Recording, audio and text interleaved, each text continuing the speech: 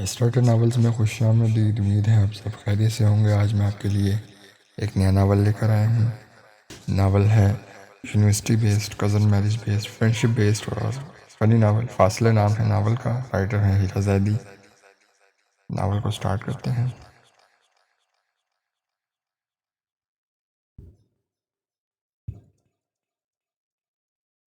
Class میں اساتذہ کے لیے رکھے اس ڈیسک پر 3 مرتبہ بورڈ مار کر کا سرا مار کر اس نے ان طلباء کی توجہ حاصل کرنی چاہی۔ 5 فٹ 4 انچ قد پر وہ 4 انچ کی ہیل پہنے عام لڑکیوں کی نسبت لمبی لگ رہی تھی، مگر اس کے چہرے کے تاثرات سے کسی معصوم لڑکی کا گمان ہوتا تھا۔ کلاس میں ہر جانب نظریں گھما کر اس نے کسی کو تلاشنا چاہا، مگر ناکام ہوتی نظروں نے سامنے بڑے کاغذ پر وہ نام ڈھونڈا تھا جو اسے چوتھی لائن میں ہی نظر آ گیا تھا، اور کوئی دیکھتا تو بس اس کی آنکھیں ذرا سی مسکرائی تھی، مگر چہرہ ویسا ہی اسپاٹ تھا۔ اس سیمسٹر میں آپ کو اور آپ کے مارننگ بیچ کی کلاس کو پروگرامنگ میں پڑھا رہی ہوں، اسی لیے میرے خیال سے آج تعارف ہو جانا چاہیے۔ طلباء کو متوجہ نہ دیکھ کر اس نے سنجیدگی سے بھرپور اونچی آواز میں کہا تھا، اور کلاس میں موجود سب طلباء نے سر اٹھا کر اسے اوپر سے نیچے تک گھورا تھا اور پھر اپنے کام میں لگ گئے تھے۔ بس کلاس کا CR سب سے پہلے آ کر اس کے قریب کھڑا ہوا تھا۔ میم یسریٰ، اس کے استفہامیہ انداز پر وہ بس سر کو ذرا سی جنبش دے گئی۔ صرف وہی تھا جو اس وقت سنجیدہ تھا۔ کچھ لڑکیوں کے چہرے پر استہزائیہ تاثر تھا، جبکہ پچھلی نشستوں پر بیٹھے لڑکے خاصی دلچسپی سے کلاس میں وارد ہوئی اس نئی لڑکی کو دیکھ رہے تھے جو خود کو استانی ظاہر کر رہی تھی اور ناک پر اپنے چہرے سے بڑا چشمہ چڑھائے روبدار نظر آنے کی کوشش کر رہی تھی، جبکہ چہرے کے تاثرات خاصے معصومیت سے بھرپور تھے۔ نوعورت لڑکی کے اطمینان میں ایک عرصہ کوئی فرق نہیں آیا تھا۔ میم آپ سچ کہہ رہی ہیں نا؟ پچھلی نشست سے ایک شرارت سے بھرپور آواز آئی تھی۔ اس نے چشمہ ٹھیک کرتے ہوئے پیچھے بیٹھے امان جہانگیر کو گھورا تھا، جو اب کہہ رہا تھا، اگر یہ کوئی پرینک ہے تو آپ کو میں بتا دوں میم کہ ہم لوگ 7ویں سیمسٹر میں ہیں، پہلے سیمسٹر کی کلاس 7 والی ہے۔ اس کا لہجہ مزاح سے بھرپور تھا۔ پوری کلاس کے چہرے پر دبی دبی مسکراہٹ آئی تھی، مگر اس لڑکی کی چہرے کی سنجیدگی میں اب بھی کوئی فرق نہیں آیا تھا، اور کرختگی ظاہر کرنے کے چکر میں وہ مزید معصوم لگنے لگی تھی، لیکن ٹوک جواب لازمن دیا تھا۔ معلوم نہیں تھا مجھے کہ آپ کو بھی اپوائنٹمنٹ لیٹر دکھانا لازمی ہے۔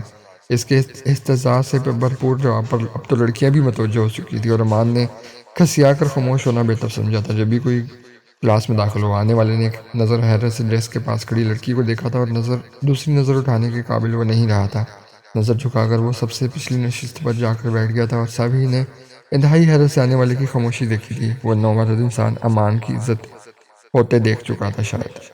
اس لڑکی کے چہرے پر اب ہلکی مسکراہٹ نے چبھ دکھلائی تھی، جو فوراً ہی معدوم ہو گئی تھی، اور اب وہاں پہلے سے بڑھ کر سنجیدگی تھی۔ ویل آپ کی تعداد 35 ہے۔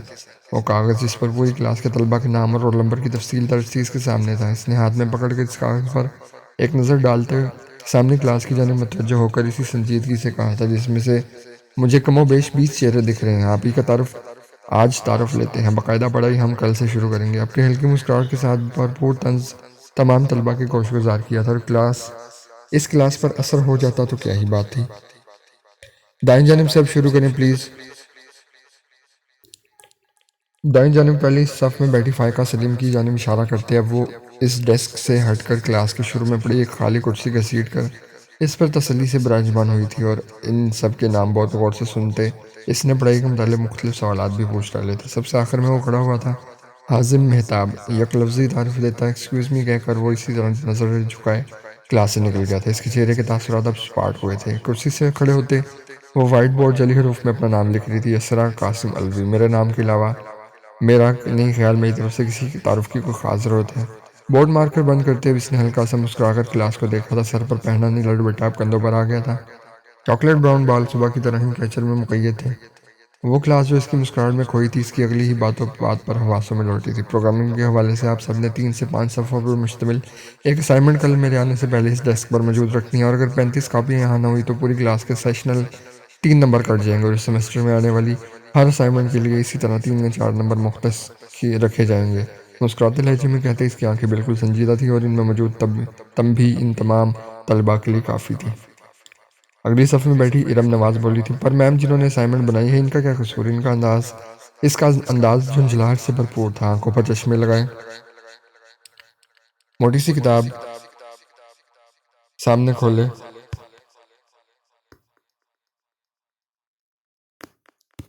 موٹی سی کتاب سامنے کھولے،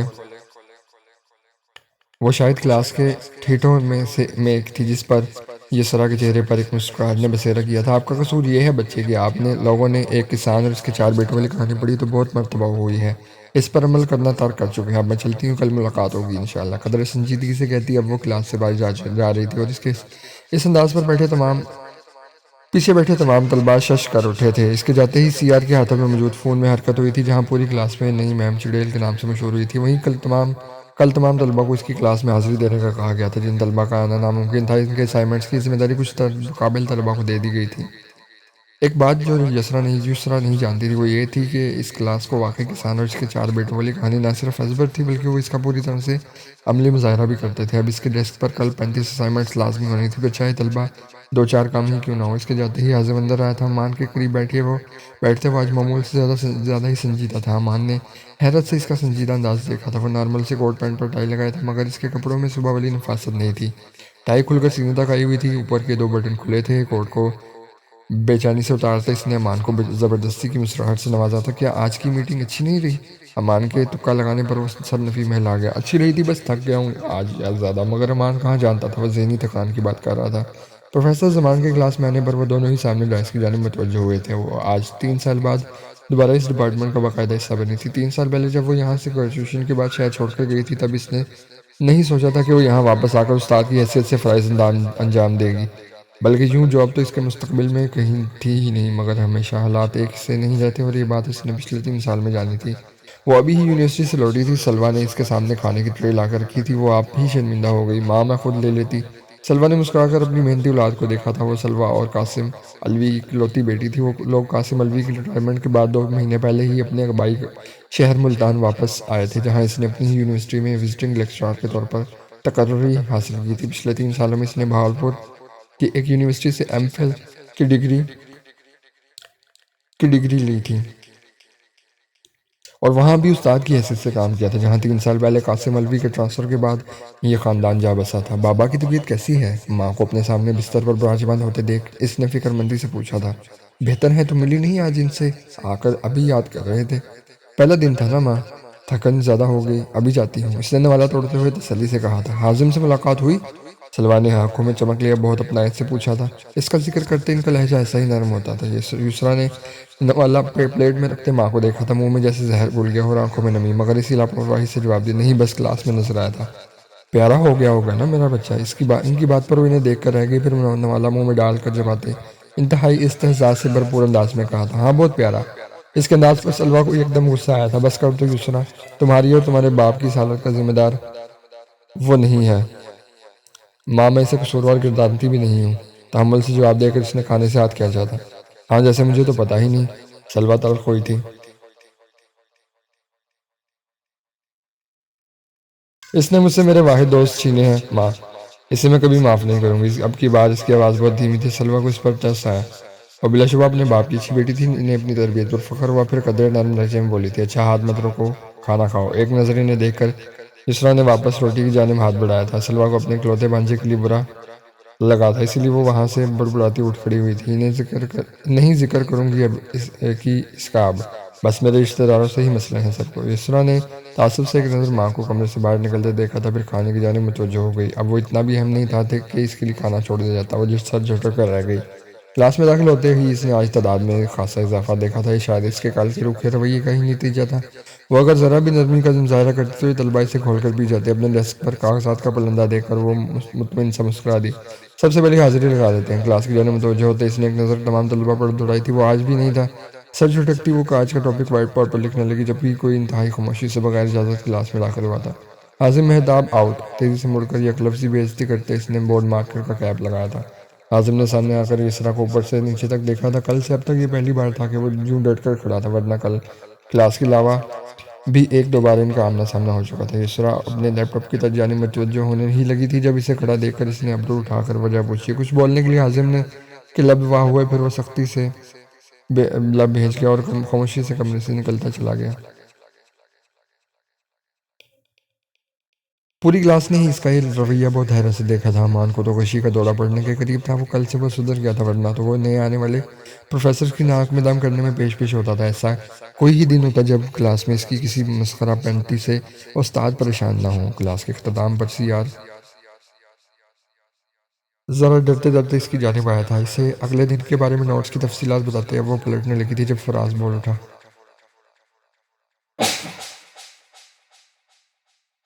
میم حازم بہت ذہین طالب علم ہے، دراصل اس کو اپنے والد کے آفس جانا ہوتا ہے صبح میں، اسی لیے اس نے کلاسز تبدیل کی ہیں اور شام میں لے رہا ہے، مگر وہ چھٹی کوئی بھی نہیں کرتا۔ آپ سے پہلے استاذہ نے اسے 10 منٹ 15 منٹ کی چھوٹ دی ہوئی تھی، اگر اب بھی دے دے تو مہربانی ہوگی۔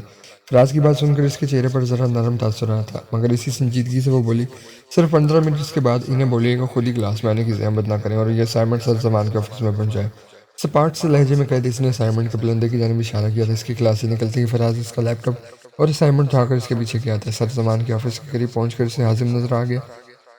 ایسی آنکھوں میں سب سیٹ کا اشارہ کر کے وہ بڑھنے لگا تھا جب وہ اس کے قریب آ کر اس سے یسریٰ کی چیزیں لے گئی۔ میں میم کو دے آتا ہوں، ان سے بات بھی کر لوں گا، اپنی مخصوص مسکراہٹ سے کہتا وہ فراز کو مطمئن کر گیا۔ اندر داخل ہوتے خالی کمرے اس کا منہ چھڑا رہا تھا۔ سر زمان کی اس وقت کمرے میں نہیں ہونا تھا، وہ جانتا تھا ان کی کلاس تھی، مگر وہ تو ابھی یہیں آئی تھی۔ سامنے میز پر اس کا فون بھی پڑا تھا، چیزیں میز پر دھرتے اس نے فون اٹھایا تھا۔ پاسورڈ لگاتے اس کے لبوں پر ایک بھولی بصری مسکراہٹ نے جگہ بنائی تھی۔ پاسورڈ تبدیل نہیں کیا تھا، وہ وہی تھا صدیوں پرانا جو کبھی حازم نہیں اس کے فون پر لگا تھا، چاہے وہ کتنے بھی فون تبدیل کر لے پاسورڈ تبدیل نہیں ہوتا تھا۔ وہ پر ملال انداز میں مسکرا دیا۔ 3 سال پہلے اس ایک کی دوستی چھوٹی تھی، ایک کی محبت۔ اب دوستی میں محبت جیسے تکلفات تو نہیں ہوتے نا، وہ بھلا کیوں روک لگاتی اور روک تو حازم کو لگا تھا نا محبت کا۔ فون رکھتے وہ مڑا ہی تھا جب وہ واش روم کے دروازے سے باہر آتی دکھی۔ اس کا ہرا دوپٹہ سر پر نفاست سے ٹکا تھا اور بنا چشمے کے دلہا دلہا چہرہ حسین لگ رہا تھا۔ یہ حازم مہتاب کو تو وہ ہمیشہ ہی حسین لگا کرتا تھا، اسے سامنے دیکھ کر وہ حیران ہوئی تھی، پھر حیرت کو پیچھے دھکیلتے اس کی جگہ غصے نے لے لی، مگر حازم کے اطمینان میں کوئی فرق نہیں آیا تھا۔ تمہاری تو شادی ہو رہی تھی، آنکھوں میں حیرت لائے وہ مصنوعی افسوس سے بولا تھا۔ یسریٰ کے سر پر لگی تلووں پر پوچھی، اس کی بات کو انسنا کر کے وہ غصے سے گویا ہوئی۔ تم مجھے نہیں کہہ سکتے حازم، میں تمہاری ٹیچر ہوں۔ کل سے اب تک یہ پہلی مسکراہٹ تھی جو حازم کے چہرے پر آئی تھی۔ اس کے سامنے بالکل سامنے کھڑا ہو کر اس کی آنکھوں میں جھانکتا ہوں، دل جلانے والی مسکراہٹ لبوں پر لا کر بولا تھا، تمہیں میں اپنی زندگی میں تو کبھی آپ نہیں کہوں گا، مستقبل میں آنے میں ہمارا رشتہ اجازت نہیں دے گا نا۔ ایک کی شرط تو دوسرے کی غصے کی رکھ پھڑا رہی تھی۔ دائیں آنکھیں دباتا اس کا دل جلا کر وہ کمرے سے باہر نکل چکا تھا، اور وہ جو کل سے اس کی حیرت کو اس کا سدھرنا سمجھے بیٹھی تھی سر پکڑ کر رہ گئی۔ کمرے سے باہر آتے اس کے لبوں پر اس کی ہمیشہ والی مسکراہٹ شرارتی مسکان تھی۔ استانی صاحبہ سے پہلی ملاقات کا خاصا اچھا اثر پڑا تھا اس پر۔ کل اس کو اپنی کلاس میں دیکھ کر وہ بہت حیران ہوا تھا، اسے اس کے شہر میں واپس آنے کا نہیں معلوم تھا اور نہ جانے کیا کیا اس کے گھر والوں نے اس سے چھپایا تھا۔ وہ دانت پیس کر رہ گئے، گھر جا کر اس نے اپنی بہن کی چیز سے کلاس لی تھی، اس کی جاب کا تو ہوریہ کو بھی نہیں پتا تھا، مگر اس کی زندگی میں رونما ہونے والے باقی محرکات سے وہ آگاہ تھی۔ چاہے وہ اس سے ناراض تھی، مگر اپنی خالہ سے آپا کی خیر خبر لینا نہیں بھولتی تھی۔ پچھلے 3 سال میں اس نے یسریٰ سے کوئی بات نہیں کی تھی، مگر اس پتہ اسے سب تھا۔ حوریہ نے اسے اپنی اور یسریٰ کی ہونے والی آخری بات کا بھی بتایا تھا، جو اس کے نکاح والے دن کا۔ کال کر کے حوریہ نے اپنی بڑاس نکالی تھی اور حازم کو یسریٰ کے لیے برا لگا تھا۔ پچھلے 3 سال میں ان سب کی زندگیوں میں بہت تبدیلیاں آئی تھیں، رشتوں کے بیچ ہزار فاصلے آئے تھے، مگر انہوں نے حالات کی بہتی دھارا کے رخ اپنی زندگیوں کو موڑ لیا تھا۔ رات کے 8 بجے وہ تمام کاموں سے فارغ ہوئی تھی، گھر آ کر کچھ وقت بابا کے ساتھ بیٹھی تھی۔ اب جو فراغت آئی تھی تو اس نے دونوں کلاسوں کی اسائنمنٹ کے پلندے سامنے رکھے تھے، مارننگ کلاسز کا چیک کر کے اب اس نے پہلی ایوننگ کی اسائنمنٹ اٹھائی تھی اور وہ حازم مہتاب کی تھی۔ وہ مسکرا کر رہ گئی، میں تو کبھی اپنی اسائنمنٹ شروع میں نہ چیک کروں، بیچ میں رکھ لیتا ہوں، شروع اور آخر والے پرچے ہمیشہ استاد سب سے دھیان لگا کر چیک کرتے ہیں۔ اس کا پرانا جملہ اس کے کانوں میں گونجا تھا، بدل تو تم بھی گئے ہو حازم، اپنے خیال کی خود سے نفی کرتی۔ اب وہ پہلا صفحہ پلٹ رہی تھی، جیسے جیسے پڑھی تھی ویسے ویسے اس کے غصے کا گراف اونچا ہوتا جا رہا تھا۔ بھلا اپنا لکھا ہوا وہ کیسے نہ پہچانتے، غصے سے وہ کاغذ پرے کرتے۔ اب اس نے دوسری اسائنمنٹ اٹھائی تھی اور اوپر نیچے 5 اسائنمنٹ بالکل ایک سی لکھائی کے ساتھ اس پلندے میں شامل تھی، اور وہ لکھائی تو یسریٰ خوب پہچانتی تھی۔ یہ یقیناً اسے تپانے کے لیے کیا گیا تھا، اور باقی کی اسائنمنٹ چیک کرنے کے بعد وہ بے بسی سے مسکرا دی۔ ان طلبہ نے اس کی کسان والی مثال کو کچھ زیادہ ہی سنجیدہ لیا تھا۔ ایسا بھائی چارہ وہ چکرا کر رہ گئی تھی۔ گنتی کی 4 اسائنمنٹ کے علاوہ باقی ساری اسائنمنٹ کا مواد ایک تھا، وہ بھی اس کا اپنا لکھا ہوا۔ یہ سب اس کی کارستانی تھی۔ وہ بے دلی سے تمام کاغذات پرے کر کے بیٹھ گئی تھی۔ آج کتنے عرصہ بعد اسے سکون کی نیند آئی تھی۔ وہ بار بار اپنا فون دیکھ رہا تھا، شاید اس کا فون آ جائے، غصہ کرنے کے لیے ہی صحیح وہ اسے مخاطب تو کرے۔ اس کے پاس یسریٰ کا نمبر نہیں تھا، مگر آج اس کی اجازت کے بغیر اس کے فون سے وہ اپنے فون پر بیل دے چکا تھا۔ اسے خوشی ہوئی تھی کہ یسریٰ کہ فون میں اس کا نمبر محفوظ تھا۔ اس کے پاسورڈ کا تو حازم نے تکا لگایا تھا، جو بالکل ٹھیک لگا تھا، اس نے وہ پاسورڈ کبھی تبدیل کیا ہی نہیں تھا۔ جب اس نے پہلا فون لیا تھا تب حازم تب حازم نے ہی اس کے فون کی سیٹنگ کرتے ہی پاسورڈ اس کے موبائل پر لگایا تھا۔ اتنے سالوں میں وہ نمبر تبدیل کر چکی تھی، موبائل تبدیل کر چکی تھی، مگر پاسورڈ وہ نہیں کیا تھا۔ اور اپنی آج کی دوسری حرکت پر وہ ویسے ہی بہت خوش تھا۔ جب وہ اپنی لکھی ہوئی اسائنمنٹ اتنے لوگوں کو کاپی کیا دیکھے گی تو اس کے چہرے کے تاثرات بندہ سامنے بیٹھ کر دیکھے۔ اس نے بند آنکھوں سے ہی اس کی جھنجھلاہٹ تصور کی تھی۔ کل سیاح نے جب اس طرح کے الفاظ ساری کلاس کو واٹس ایپ پر تفصیل سے بتائے تھے تو وہ کتنا محفوظ ہوا تھا، جبکہ ساری کلاس اس سے پہلے ہی چڑیل کا لقب عنایت کر چکی تھی۔ اس نے خود ہی نہ آنے والوں کی اسائنمنٹ لکھنے کے لیے اپنی خدمات پیش کرنے کی حامی بھری تھی۔ مقصد صرف اسے تپانا تھا۔ آنے والے نالائقوں کو کاپی کرنے کے لیے اپنی اسائنمنٹ مہیا کی تھی، ورنہ وہ اپنی اسائنمنٹ کسی کو نہیں دیتا تھا۔ اسی لیے اکا دکا افراد کے علاوہ سب نے ہی بہتی گنگا میں ہاتھ دھوئے تھے۔ اس کی تمام اسائنمنٹ بہترین ہوتی تھی اور یہ بات کلاس میں سب مانتے تھے۔ آج اور کل یونیورسٹی میں سارا دن بس یسریٰ کی ہی باتیں ہو رہی تھی۔ وہ کہیں بھی سے بھی ٹیچر نہیں لگتی، کوئی سے بتاتا آنکھوں پر موٹا چشمہ لگا کر وہ کرخت لگنے کے بجائے اور معصوم لگ رہی تھی۔ ابھی وہ اسی کے خیالوں میں مگن تھا جب انزلہ نے کمرے میں جھانکا تھا۔ کل اپنی پھپھو کے یہاں چکر لگا لینا، حازم ان کی طبیعت ٹھیک نہیں ہے، اس کمرے میں آ کر کہتی وہ حازم کو پہلو بدلنے پر مجبور کر گئی۔ اپنے شوہر سے کہی کہ اپنی بہن کا خیال رکھے، مجھے مت گھسیٹا کرے۔ اس کی ناگرواری سے کہنے پر انزلہ کو غصہ آیا تھا۔ ان کا لہجہ سخت تھا۔ یہ میں کہہ رہی ہوں، مجھے تو جیسے پتہ نہیں ہے کس کے کہنے پر کہہ رہی ہیں۔ وہ اسے دیکھ مجھے تو جیسے پتہ نہیں ہے کہ کس کے کہنے پر اس کے ناگواری سے کہنے پر انزلہ کو غصہ آیا تھا۔ ان کا لہجہ سخت تھا۔ یہ میں کہہ رہی ہوں، مجھے تو جیسے پتہ نہیں ہے کس کے کہنے پر کہہ رہی ہیں۔ ان کی لہجے کی سختی کا اب حازم پر اثر نہیں ہوتا تھا۔ وہ اسے دیکھ کر رہ گئی، پھر قدر نرمی سے گویا ہوئی، اپنے باپ سے اس قدر گمان نہیں ہو حازم۔ حازم نے سرد نظروں سے ماں کو دیکھا تھا۔ اس کے الفاظ بہت ٹھنڈے تھے۔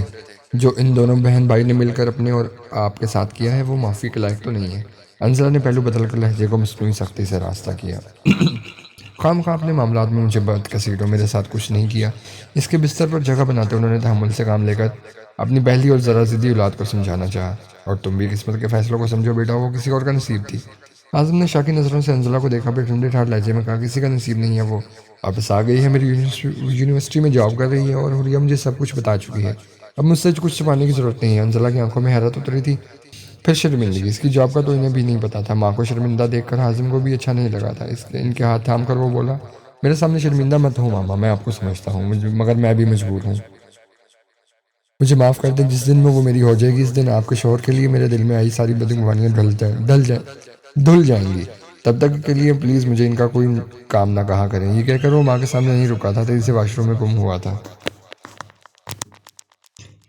انزلہ بھی کچھ تب تک کے لیے پلیز مجھے ان کا کوئی کام نہ کہا کریں۔ یہ کہہ کر وہ ماں کے سامنے نہیں رکا تھا، تیزی سے واش روم میں گم ہوا تھا۔ انزلہ بھی کچھ پل کا اس کا راستہ دیکھ کر کمرے سے باہر نکلی تھی، جانتی تھی وہ جب تک کمرے میں رہیں گی وہ باہر نہیں آئے گا۔ کلاس میں آتے ہی کوئی دوسری بات کیے بغیر اس نے آج کا لیکچر شروع کیا تھا۔ کل کا غصہ اسے بہت تھا مگر وہ کوئی رد عمل نہیں دینا چاہتی تھی۔ کلاس ختم کرتے وقت انتہائی سنجیدگی سے گویا ہوئی جیسا کہ مجھے پتہ چل چکا ہے آپ کی کلاس میں کتنا بھائی چارہ ہے۔ ایک کٹیلی نظر پوری کلاس پر ڈال کر آخری صف میں بیٹھے حازم پر رکی تھی۔ تو کل سے آپ تمام کی اکیلے پریزنٹیشن ہوگی۔ شروع کے رول نمبر سے آغاز کریں گے۔ ہفتے میں 4 دن ہماری کلاس ہوتی ہے تو 3 دن ہم لیکچر لیں گے اور آخر کے ایک دن آپ سب کی پریزنٹیشن ہوگی۔ انتہائی ٹھہرے ہوئے لہجے میں کہتے اس نے طلباء کے چہرے کو کی بے چینی محسوس کی تھی۔ اپنے ٹاپک فراز سے لے لیجئے گا اور کل پہلے 4 رول نمبرز کی پریزنٹیشن ہے۔ Be prepared. اس کے چہرے پر استحضائیہ مسکراہٹ نے چھپ کر آئی تھی اور کلاس کے مستقل واویلا مچانے کو کسی خاطر میں لائے بغیر وہ کمرے سے نکلی تھی۔ اس کے پیچھے فراز لبکا تھا۔ باقی طلباء سے ہٹ کر صرف ایک انسان کے چہرے پر سچی مسکراہٹ تھی، کیونکہ وہ اپنی جھنجھلاہٹ دکھا گئی تھی۔ چل بھائی حازم، تیری تو کل پریزنٹیشن ہے، مان نے اس کے کندھے پر دھپ مارتے کہا تھا اور وہ اپنے خیالات سے نکلتا متوجہ ہوا تھا۔ ہو جائے گی، فکر کیوں کرتا ہے؟ اس کے چہرے پر حد درجہ اطمینان تھا۔ میری باری تو 2 ہفتے بعد آئے گی۔ مان نے ایک سکون کی سانس خارج کی تھی۔ حازم اسے دیکھ کر رہ گیا۔ چل پھر میری پریزنٹیشن کی تیاری کروا دے، اپنی زندگی کی سب سے اچھی پریزنٹیشن دوں گا کل۔ کرسی کی پشت پر سر پیچھے گرائے اس نے سکون سے کہا تھا۔ ارمان کو اس کا اس قدر سکون ہضم نہیں ہو رہا تھا۔ ایک بات بتا دو، دن سے تیرا رویہ اتنا عجیب کیوں ہے؟ امان نے ٹیڑھی آنکھوں سے حازم کو دیکھا تھا، جس کے چہرے پر صرف سکون رقم تھا۔ آج تو وہ بھی جلدی گیا تھا، آفس میں رکنے کا دل ہی نہیں کیا تھا۔ وہ کلاس میں آئی تو وہ پہلے ہی آخری صف میں بیٹھا تھا۔ عجیب کہاں شرافت دکھا رہا ہوں؟ آخر شریف لوگوں کے ساتھ کام کرنا ہے آگے چل کر۔ اس کی بات امان کے سر پر سے گزر گئی، لیکن پھر مشکوک نظروں سے گھور کر اس نے حازم سے پوچھا تھا، سن، تو کسی کو امپریس تو نہیں کرنا چاہ رہا؟ اس کے اتنے سے ہی تکا لگانے پر وہ بے اختیار ہنسا تھا۔ اس کی اس حرکت پر امان نے ملامتی نظروں سے دیکھا تھا۔ اگر ایسا ہے تو ابھی بتا دے، مجھے میری بھابھی دیکھنی ہے بھائی۔ حازم اس کی بات سے محفوظ ہوا تھا، وہ بھی دکھا دوں گا، بس تھوڑا ناراض ہے، منانے کی کوشش کر رہا ہوں۔ ادھوری تفصیل بتاتے اس نے امان کا ہونک چہرہ دیکھا تھا، اور اس اگلی بات پر وہ پھر اپنی ہنسی نہ روک سکا۔ اس سے شرافت ہے، اسے تیری یہ شرافت پسند ہے؟ اس کا انداز کچھ کھوج لگانے جیسا تھا۔ اس سے میں پورا کا پورا پسند ہوں، بس وہ کہتی نہیں ہے۔ حازم کی خوش فہمی اور روش پر تھی۔ امان نے سر نفی میں ہلایا، اور تیری اس کزن کا کیا ہوا؟ وہی تو ہے۔ یہ کہتے حازم کی آنکھوں میں ایک لوہی چمک تھی۔ امان نے مسرور کو نظروں سے وہ چمک دیکھی تھی، پھر ایک بے یقینی سے پوچھا تھا، وہ واپس آ گئی؟ حازم کے چہرے پر شرارت واپس آ رہی تھی،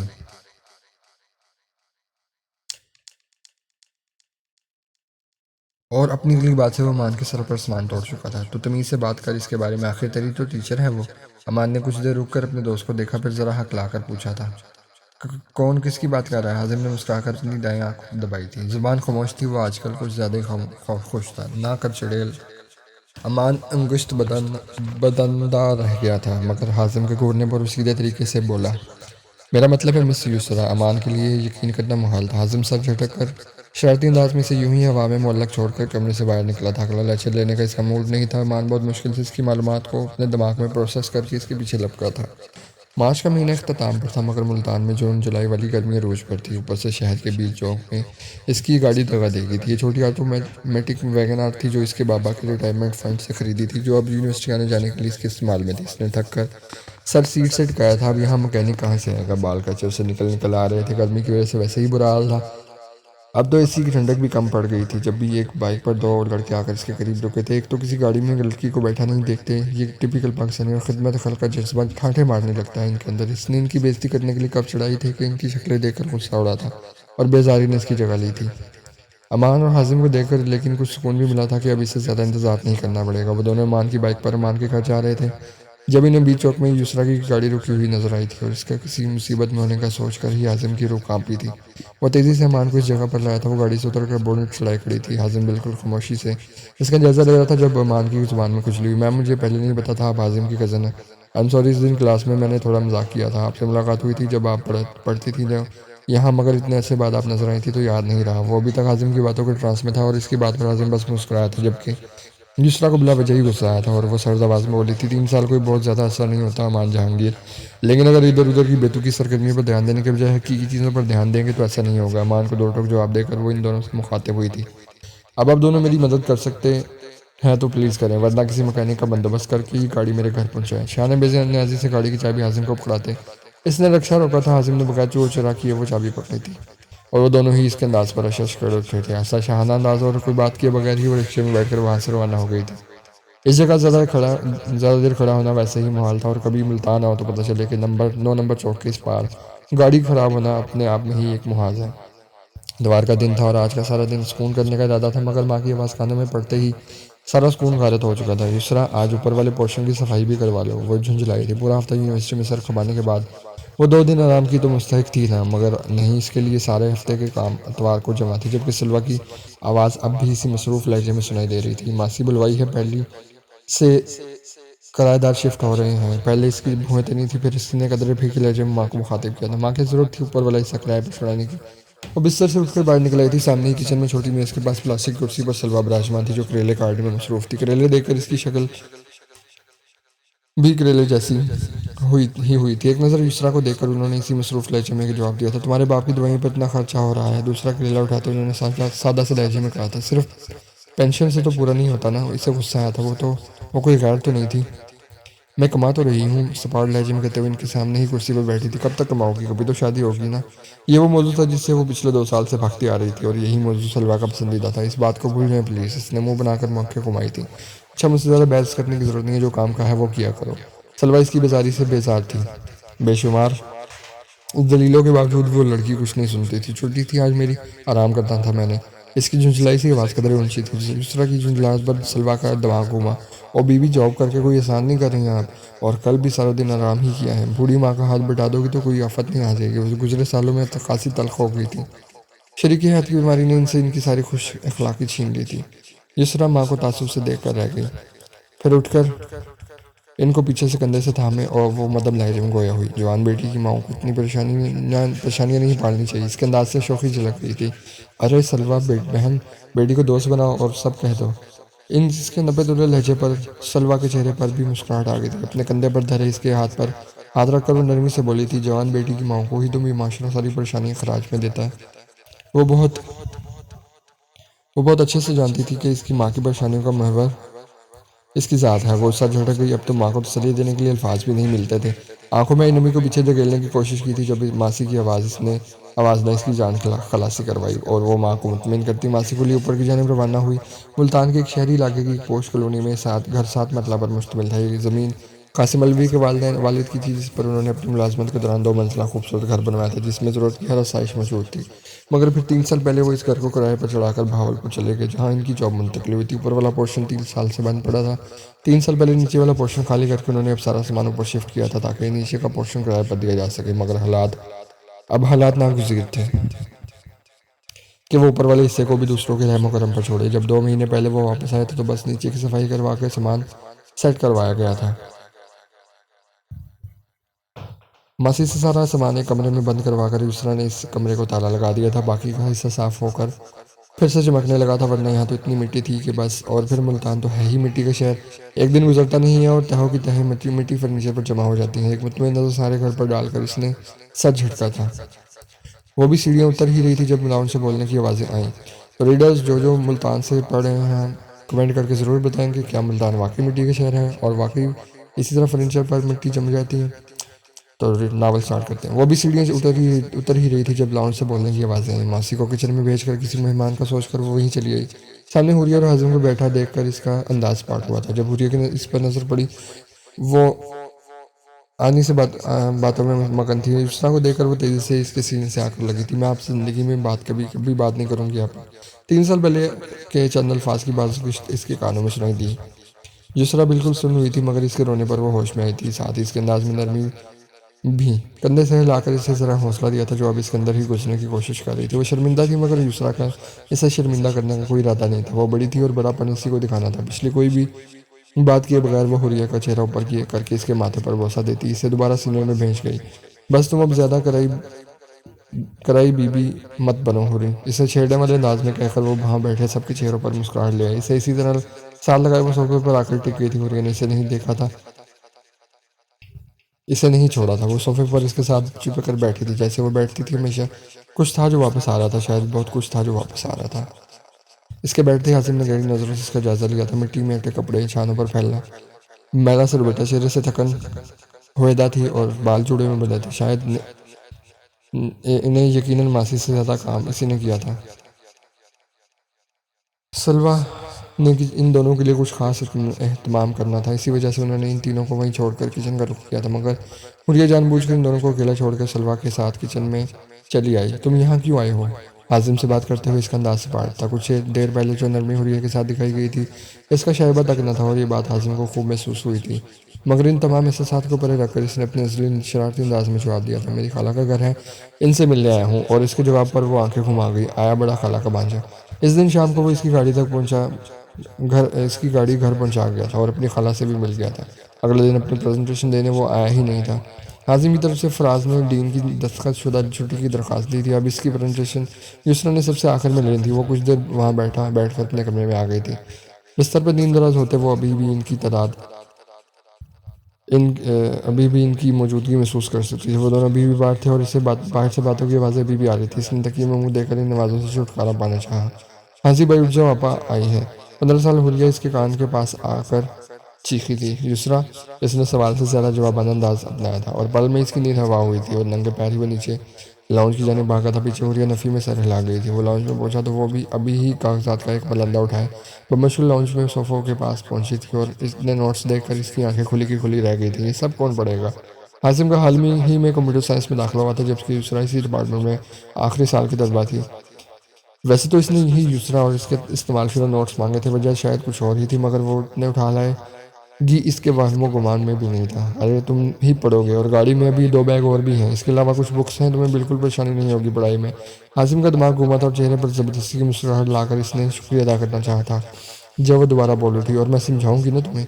سب ڈھنگ سے سمجھ آ جائے گی۔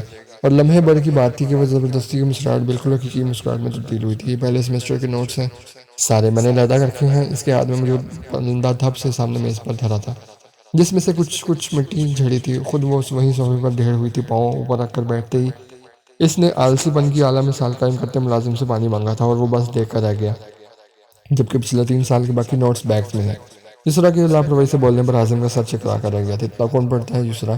اس کی آنکھیں حیرت کی زیادتی سے پڑی تھی، اور اس نے حازم کی بات کو ہوا میں اڑا کر رازدارانہ انداز اپناتے ہوئے ہلکی سی آواز میں کہا تھا، اچھا سنو، آمنہ کو مت دینا، مجھے وہ لڑکی بالکل نہیں پسند۔ اس کی پھوپھی صاحب کا نام لیتے یسریٰ کے لہجے میں ہلکی سی ناگواریت کی جھلک تھی، اور وہ ہنس دیا، پریشان مت ہو، مجھے بھی نہیں پسند۔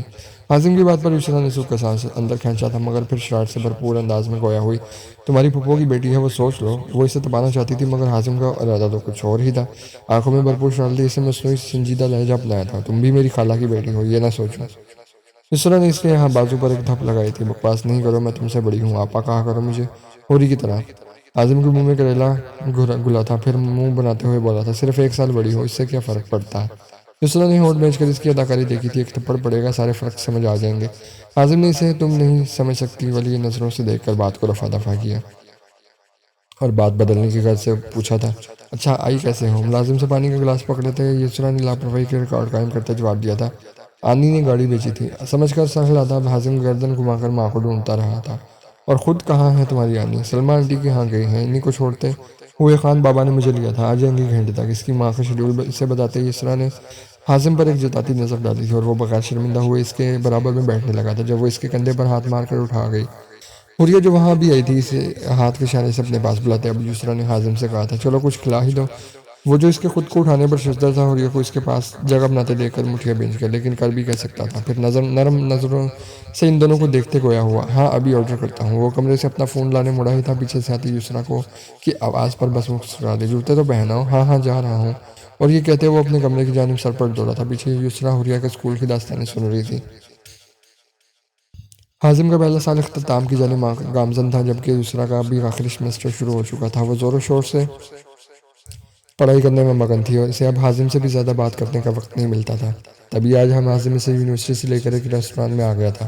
وہ خود بھی کچھ اداس تھی، تبھی کوئی بہانہ کیے بغیر اس کے ساتھ موجود تھی۔ ابھی جلدی سے پریشانی بولو اپنی ویٹر کو آرڈر لکھوا کر وہ اس کے سامنے بالکل سامنے بیٹھا تھا، جب ایک نظر حازم کو دیکھ کر اس نے بولنا شروع کیا تھا، پتہ نہیں کیا ہے یار، بابا کا تبادلہ کر رہے ہیں، میرے آخری سیمسٹر امتحان کے بعد ہم لوگ بہاولپور چلے جائیں گے، ابھی تو صرف بابا جا رہے ہیں۔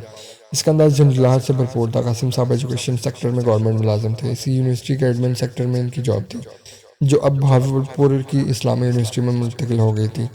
3 سال ان کی ریٹائرمنٹ میں رہ گئے ہیں، سکون سے جاب کرنے دے، مگر نہیں۔ حازم نے سر جھٹکا، خوش تو وہ بھی نہیں تھا اس کے جانے سے، مگر کیا کہہ سکتے ہیں۔ تبھی اس کو بہتر کرنے کے لیے وہ بولا تھا، ان کی پروموشن ہو رہی ہے یسریٰ نے آنکھیں گھمائی تھی، سامنے رکھا ایک ٹیشو نفاست سے طے کرنا شروع کیا تھا، ہاں وہ تو ہو رہی ہے، مگر پھر بھی جانا ضروری تو نہیں ہے نا؟ اداسی اب بھی اس کے لہجے میں رائج تھی، مگر اس کا گراف کم ہو چکا تھا۔ پھر وہ ٹیشو اسی نفاست سے اپنے بیگ میں رکھتے اس نے بات کا رخ موڑا تھا، اچھا چھوڑو اس بات کو، اب مجھے آئندہ تم نے یونیورسٹی میں نہیں بلانا سب کے سامنے، اچھا نہیں لگتا نا؟ وہ تمہاری کلاس فیلو ارم کیسے گھو رہی تھی کینٹین میں، دیکھا تھا؟ صبح کی بات یاد آتے اس نے حازم کو ٹھوکا لگایا تھا، تم اس کو چھوڑو، بہت چپکو لڑکی ہے، تمہیں میں نا ایک بہت زبردست فیچر کے بارے میں بتاتا ہوں۔ ایک تو یہ لڑکا کسی لڑکی کو ہنسی نہیں ڈالتا تھا کہ بندہ تھوڑی تفریح کر لے، وہ سوچ کر رہ گئی۔ وہ اب بے توجہی سے اسے بولتا سن رہی تھی، ان کی باتوں میں اتنی ہی اقسام کی ہوا کرتی تھی، کبھی اتنی گہری اور کبھی بالکل سطحی، مگر وہ دونوں ایک دوسرے کے سامنے کچھ بھی کہے جاتے تھے۔ وہ اپنی کرسی سے اٹھ کر اس کے دائیں جانب موجود ایک خالی کرسی پر آ کر بیٹھ گیا تھا۔ موبائل کے ایمرجنسی فیچر کے بارے میں بتاتے اب وہ خاصا پرجوش تھا۔ یہ فیچر کم و بیش ہر اینڈرائڈ موبائل میں ہوتا ہے، بس اس کو ایکٹیویٹ کرنے کی ضرورت پڑتی ہے۔ اس میں آپ اپنے کسی بھی قریبی دوست کا نمبر ڈال سکتے ہیں جو وقت پڑنے پر آپ کی مدد کر سکیں۔ اس کے موبائل اسکرین پر جھکا وہ اب سیٹنگز تبدیل کر رہا تھا، تمہارے فون پر میں نے اپنا نمبر ڈالا ہے، اب تم اسٹارٹ بٹن دباؤ 5 مرتبہ، فون اس کی جانب بڑھا دے۔ وہ اب اس کے چہرے پر آیا، دبا دبا سے جوش دیکھ رہا تھا جو ہر نئی چیز سیکھنے پر اس کے چہرے پر آتا۔ اس کے ایمرجنسی ایکٹیویٹ کرنے پر اس نے اپنا فون اس کے سامنے کے جہاں سامنے ہی یسریٰ کے نام سے مدد کا میسج آیا ہوا تھا۔ اس کے علاوہ ایک کال 112 کے نام پر بھی جا رہی تھی، جس کو فوراً سے پہلے حازم نے بند کیا، ایسا نہ ہو کوئی ریسکیو ٹیم اس ریسٹورانٹ کے سامنے آ جائے۔ وہ کہتے ہوئے ایسا تھا، ویٹر اب ان کے سامنے کھانا لگا رہا تھا۔ ویسے یہ فیچر لڑکیوں کی حفاظت کے لیے بہت کارآمد ثابت ہو سکتا ہے، ہر کسی کو اسے ایکٹیو رکھنا چاہیے۔ یسریٰ اب بھی اس فیچر کے ٹرانس میں تھی، تو میرا ایمرجنسی نمبر ہو حازم۔ اب وہ مسکراتے ہوئے کہہ رہی تھی، اور حازم کا ڈیرو خون بڑھا، میں وہ آخری انسان ہوں گا جس سے تمہیں ناامیدی ملے گی، کبھی ایسا ہو ہی نہیں سکتا تم پکارو اور مجھے اپنے سامنے نہ پاؤ۔ حازم کا روزمرہ لہجہ روزمرہ سے مختلف تھا، یسریٰ کے اندر یکدم ایک الگ احساس جاگا تھا، وہ اسی احساس کو رفع کرنے کے لیے وہ عام سے لہجے میں حازم سے بولی تھی، میں کمپیوٹر کی طالبہ ہوں اور مجھے یہ سب نہیں پتا۔ اب وہ مصروف دکھنے کے لیے پلیٹ اپنے سامنے رکھ رہی تھی۔ حازم اس کی بات پر ہنس دیا تھا، ارے بھائی تم ٹھہری کتابی کیڑا، اب سب کچھ کورس کی کتابوں میں تو نہیں ملتا نا، کچھ سبق زندگی بھی دیتی ہے۔ اس کے لہجے میں کچھ تھا جس نے یسریٰ کو چونکنے پر مجبور کیا، مگر اب وہ کھانے کی میز جانب متوجہ تھا، مگر زبان ویسے ہی چل رہی تھی۔ پزا کا سلائس یسریٰ کی پلیٹ میں ڈالتا ہوا اسے سنجیدگی سے بولا تھا، کبھی کتابوں سے سر اٹھاؤ تو پتہ چلے کہ زندگی کس قدر کٹھن ہے۔ اور یسریٰ نے حازم کی بات ہوا میں اڑائی تھی، بھلا کتابوں سے باہر کون جینا چاہتا ہے؟ وہ اب سامنے پڑی کیچپ کی بوتل کھول رہی تھی جو حازم نے اس کے ساتھ ہاتھ سے لے کر اس کی پلیٹ میں ڈالی تھی، پھر وہ اپنے کھانے کی جانب متوجہ ہو گیا۔ یہ سب کچھ یسریٰ کے لیے عام تھا، حازم تو ہمیشہ ہی یہ کرتا تھا، اگر نہ کرتا تو وہ حیران ہوتی۔ کھانا کھانے کے دوران اسے کچھ یاد آیا تھا، اچھا بابا یاد کر رہے تھے تمہیں قاسم کا پیغام دیتے، یسریٰ نے اسے کہا تھا۔ ہاں، ان کے جانے سے پہلے چکر لگاؤں گا، ایک دو لوڈو کے میچ پینڈنگ ہیں، حازم نے منہ میں نوالا ڈالتے مصروف سے لہجے میں کہا تھا۔ اسے کھانے کے بیچ بلایا جانا پسند نہیں آیا تھا، یسریٰ بھی خاموشی سے کھانے کی جانب متوجہ ہوئی۔ ان کے میڈ ایگزام ہوئے ہفتہ گزر گیا تھا اور دن تیزی سے گزر رہے تھے، یسریٰ کے پرچے ہو جاتے اور وہ بہاولپور چلی جاتی ہے، سوچ ہی جان لیوا تھی، مگر کیا جا سکتا تھا، اسے اپنے والدین کے پاس رہنا تھا۔ آج یونیورسٹی سے واپسی پر وہ یسریٰ کو اپنے ساتھ ہی گھر لے آیا تھا، سلویٰ نے شام میں ان کے گھر آنے کا کہا تھا، جبھی وہ حازم کے ساتھ چلی آئی تھی۔ اب وہ صوفے پر پیر پسارے بیٹھی تھی، حوریہ کو شاید اس کے آنے کی خبر نہیں ملی تھی ابھی تک، انہیں آج واپس آتے راستے میں آمنہ دکھی تھی، وہ حازم سے 2 سال چھوٹی تھی، مگر وہ دونوں ایک ہی کلاس میں تھے شروع سے۔ یہ سوچ کر ہی یسریٰ کا منہ کڑوا ہوا تھا اور وہ اپنے دل کی بات زبان پر بھی لے آئی تھی، حازم سے وہ ہر قسم کی بات کر لیتی تھی۔ پتہ نہیں خالو نے تمہارا دیر سے اسکول میں ایڈمیشن کیوں کروایا؟ وہ جو اس کے سامنے بالکل سامنے والے صوفے پر براجمان تھا، اس نے فون سے سر اٹھا کر یسریٰ کو دیکھا جو ابھی بھی اپنے جلے دل کے پھپھولے پھوڑ رہی تھی۔ تم 1-2 کلاسز اسکپ کرتے بیچ میں تو ہم دونوں ساتھ پڑھے ہوتے اب تک۔ وہ بے اختیار ہنسا تھا، بالوں سے سادہ کالا کیچپ نکال کر اس نے دوبارہ بال باندھے تھے، وہ دوپٹہ لاپرواہی سے ساتھ پڑا تھا۔ یہ ساری لاپرواہیاں جانے اسی کے سامنے کیوں ہوتی تھی، وہ سوچ کر رہ گیا، کیونکہ یسریٰ لاپرواہ قسم کی لڑکی نہیں تھی، انہوں نے نگاہوں کا زاویہ بدل گیا۔ اب تم اس سامنے کی بچی کے برابر ہو، اتنا اتراتی ہے وہ، حازم یہ ٹاپک سمجھا دو، حازم یہ بک دے دو، منہ ٹیڑھا کر کے بولتی ہے یسریٰ، پر اسے بے اختیار پیار آیا تھا، جبھی پیچھے سے آتی حوریہ کی آنکھ پر مسکرایا۔ آپا آپ انہیں نظر انداز کیا کریں، ہم میں سے کوئی ان سے بات نہیں کرتا، مجھے تو اتنا ڈانٹتی ہیں، وہ صرف 3 سال بڑی ہیں اور ایسے اوپر سے آتی ہیں جیسے 30 سال بڑی ہوں۔ حوریہ کے جلے کٹے لہجے پر اب کہ وہ بھی مسکراتی، حوریہ آ کر اس کے پاس صوفے پر ہی دبک کر بیٹھ گئی تھی، اس کی طبیعت ٹھیک نہیں تھی، اس نے آج اسکول سے چھٹی کی تھی، ابھی بھی ذرا نکاہٹ تھی۔ غیر محسوس طریقے سے اس کا ماتھا چیک کر کے یسریٰ نے اسے خود سے لپٹا لیا، تو تمہیں کیا پریشانی ہے، 2-3 سال جاب کرو، میری پڑھائی بھی ختم ہو ہی جائے گی۔ حازم نے سکون سے کہا تھا، مگر یسریٰ کی اگلی بات نے اس کا اطمینان چھینا تھا۔ میرے نہیں بھائی، میں نے اس جواب واب کے جھنجھٹ میں پڑنا ہی نہیں، اللہ تعالیٰ ہم لڑکیوں کو ایک عدد شوہر دیتے ہی کیوں ہیں، تاکہ ہم آرام سے گھر میں بیٹھ کے کھائیں۔ حازم کو کچھ غلط ہونے کا احساس ہوا، میں نے بھی وہی کرنا ہے، سکون و اطمینان سے اپنے میاں کے بچے پالوں گی، کچھ ساس بہو والے ڈرامے دیکھ کر گھریلو سیاستوں میں حصہ لوں گی، اس نے جیسے آپ ہی مزہ لیا تھا، اور حازم اس کے تاثرات سے اندازہ نہیں کر پایا کہ وہ اپنے ارادوں میں کتنی سنجیدہ ہے۔ ابھی تو بہت وقت ہے اس میں، اس کے حلق سے پھنسی پھنسی سی آواز نکلی تھی، لو وقت کہاں ہے، ابھی پرسوں آئی تھی نا ایک آنٹی، کیا پرفیکٹ ساس میٹیریل تھی، ایسے گھور گھور کر دیکھ رہی تھی، میرے خیال سے تو میرے پیپرز کے فوراً بعد ہی منگنی کا پروگرام رکھیں گے۔ یہ اس نے حازم کے سر پر بم پھوڑا تھا، اور آج اسے سلویٰ کے آنے کی وجہ پتہ چلی تھی، یقیناً انزلہ اور یہ معاملہ زیر بحث لانے کے لیے ہی وہ آج آنا چاہ رہی ہوں گی، جبکہ وہ اس کے تاثرات سے انجان مزید تفصیل حازم کے گوش گزار کر رہی تھی۔ وہیں بہاولپور کی ہیں وہ خاتون، شاید یہاں بات بن جائے، وہاں شفٹ ہو کر آرام سے منگنی کریں گے، کچھ 4-6 مہینے کے لیے، اس کے بعد شادی۔ اس کے چہرے کے سکون اور اطمینان نے حازم کو ایک بات تو سمجھا دی تھی کہ وہ محبت کی کشتی کا اکیلا مسافر ہے، اور یہ کہ یسریٰ اس معاملے میں اس کی کوئی مدد کر ہی نہیں سکتی، اس کو اپنی مدد خود ہی کرنی پڑے گی۔ اور حوریہ ابھی تک یسریٰ کے کندھے سے لگی بیٹھی تھی، وہ اپنی آپا کا نادر خیال اور جان کر سے متفق بھی تھی، لیکن اچھا اسے بھی نہیں لگ رہا تھا کہ اس کی آپا شادی کے بعد بہاولپور چلی جائیں گی، ان کا بیٹا ایسا ہی سو ہے، سچ کہو تو عجیب توری کی شکل کا بندہ ہے، توبہ توبہ، کہنا نہیں چاہیے بیچارے ہونے والے شوہر ہوں گے میرے، مگر پاکستان میں ایوریج شوہر اسی شکل کے ہوتے ہیں، آئی ایم ہیپی۔ آخر میں اس لڑکے پر بھی تبصرہ کر کے وہ اپنے خیالات بتا گئی تھی، بہاولپور کا ذکر کرتے اس کے انداز میں اس دن والی اداسی کہیں نہیں تھی۔ حازم کی حالت ایسی تھی کہ کاٹو تو لہو نہیں، یسریٰ کو کسی اور کے ساتھ تصور کرنا ہی اس کے لیے محال تھا، وہ سختی سے آنکھیں بھیج کے جبکہ وہ مزید بول رہی تھی، ویسے تم میری اکلوتی سہیلی ہو جس سے میں اس قسم کی ساری باتیں کر لیتی ہوں، تو میری جان ہے، اس سے کیا چھپانا، حریہ کو ساتھ لگاتے اس نے شوق لہجے میں حریہ کا چہرہ دیکھتے کہا تھا جس کی آنکھیں بند ہو رہی تھی۔ یسریٰ مستقل حریہ کی انگلیاں ہاتھ میں لے کر ان سے کھیلنے میں امنگ کے ساتھ ساتھ زبان چل رہی تھی۔ یوں ہی بولتے بولتے اس کی نظر حازم کی جانب اٹھی تھی جو اب صوفے پر سیدھا ہو کر بیٹھا ہوا تھا۔ اس سے ایک قدم فکر نے کھیل لیا تھا، اس کا لہجہ تیزی سے بدلا تھا۔ تمہارا چہرہ اتنا سرخ کیوں ہو رہا ہے؟ طبیعت ٹھیک ہے نا حازم؟ تمہیں بھی بخار تو نہیں؟ حریہ کو پیچھے کرتے اس نے ٹیک چھوڑی تھی۔ اس کی فکر مند سی آواز حازم کو خود کا مذاق اڑانے جیسی لگی۔ وہ مٹھیاں بھیج کر وہاں سے اڑ گیا۔ یسریٰ کو اس کا انداز عجیب لگا۔ انہیں جانے دیں، میری شادی بھی اب بہاولپور میں کروائے گا۔ حریہ نے واپس اس کو پیچھے کرتے اس کے کندھے پر سر ٹکایا تھا۔ اس کی کمزور سی آواز سن کر وہ مسکرا دی۔ ابھی مت سوچو، بہت وقت ہے، اس سب میں تم آنکھیں بند کرو۔ غائب دماغی سے اس کو چپ کروا کر وہ دوبارہ حازم کے رویے کے بارے میں سوچنے لگی۔ چند دن یوں ہی گزر گئے تھے۔ یسریٰ کے گھر والے اس رشتے سے مطمئن تھے جبکہ حازم کی راتوں کی نیند اڑی ہوئی تھی۔ جہاں سلویٰ انزلہ کے ساتھ خریداری میں مصروف تھی، وہیں حازم نے یونیورسٹی تک میں یسریٰ کے سامنے آنا بند کر دیا تھا۔ اس دن گھر سے جانے کے بعد وہ یسریٰ کے جانے تک گھر میں نہیں گھسا تھا۔ اسے یسریٰ پر غصہ تھا مگر وہ اس پر اتار نہیں سکتا تھا کیونکہ وہ واحد حسیسی پر آیا غصہ اسے دیکھتے ہی رفو چکر ہو جاتا تھا۔ یہ بھی ایسا ہی کوئی دن تھا جب حازم کے فون پر یسریٰ کی کال آئی تھی۔ وہ اپنے کمرے میں بستر پر نیم دراز تھا۔ وہ 2 دن سے اسے یونیورسٹی کا بھی ہوش نہیں تھا۔ امان کال کر کر کے تھک گیا تھا۔ میں 2 مہینے میں بہاولپور چلی جاؤں گی۔ حازم کی کال اٹھاتے ہی وہ لگاتار بولنا شروع کر چکی تھی جبکہ حازم نے جب سے آنکھیں بند کی اٹھ کر بیڈ پر بیٹھا تھا۔ تم نے تو زیادہ ہی سنجیدہ لے لی یونیورسٹی میں نہ ملنے والی بات کو۔ پتہ بھی ہے 2 ہفتوں سے شکل نہیں دکھائی تم نے مجھے اپنی، کوئی خیال ہے تمہیں؟ مصنوعی غصے سے بولتی وہ آخر میں کھلکھلائی تھی۔ اور حازم جو اس کی فکر کو کوئی اور رنگ دینے کا ارادہ رکھتا تھا بے اختیار تھم گیا کہ اس لڑکی کو واقعی کوئی فرق نہیں پڑتا۔ یسریٰ یونیورسٹی میں ہی تھی حازم کی کلاس سے اس کا پتہ کر کے اس نے حازم کو کال ملائی تھی۔ اب وہ کینٹین آ کر بیٹھ گئی تھی، اس لیے اپنے لیے سنترے کا جوس آرڈر کر کے وہ اصل مدعے کی جانب آئی تھی۔ ہاں سنو حازم، اس سیمسٹر کے نوٹس بھی میں تمہیں امتحان کے بعد دے جاؤں گی۔ فون پر ہم رابطہ میں ہوں گے، پڑھائی میں کوئی مسئلہ ہو تو مجھ سے پوچھ لینا۔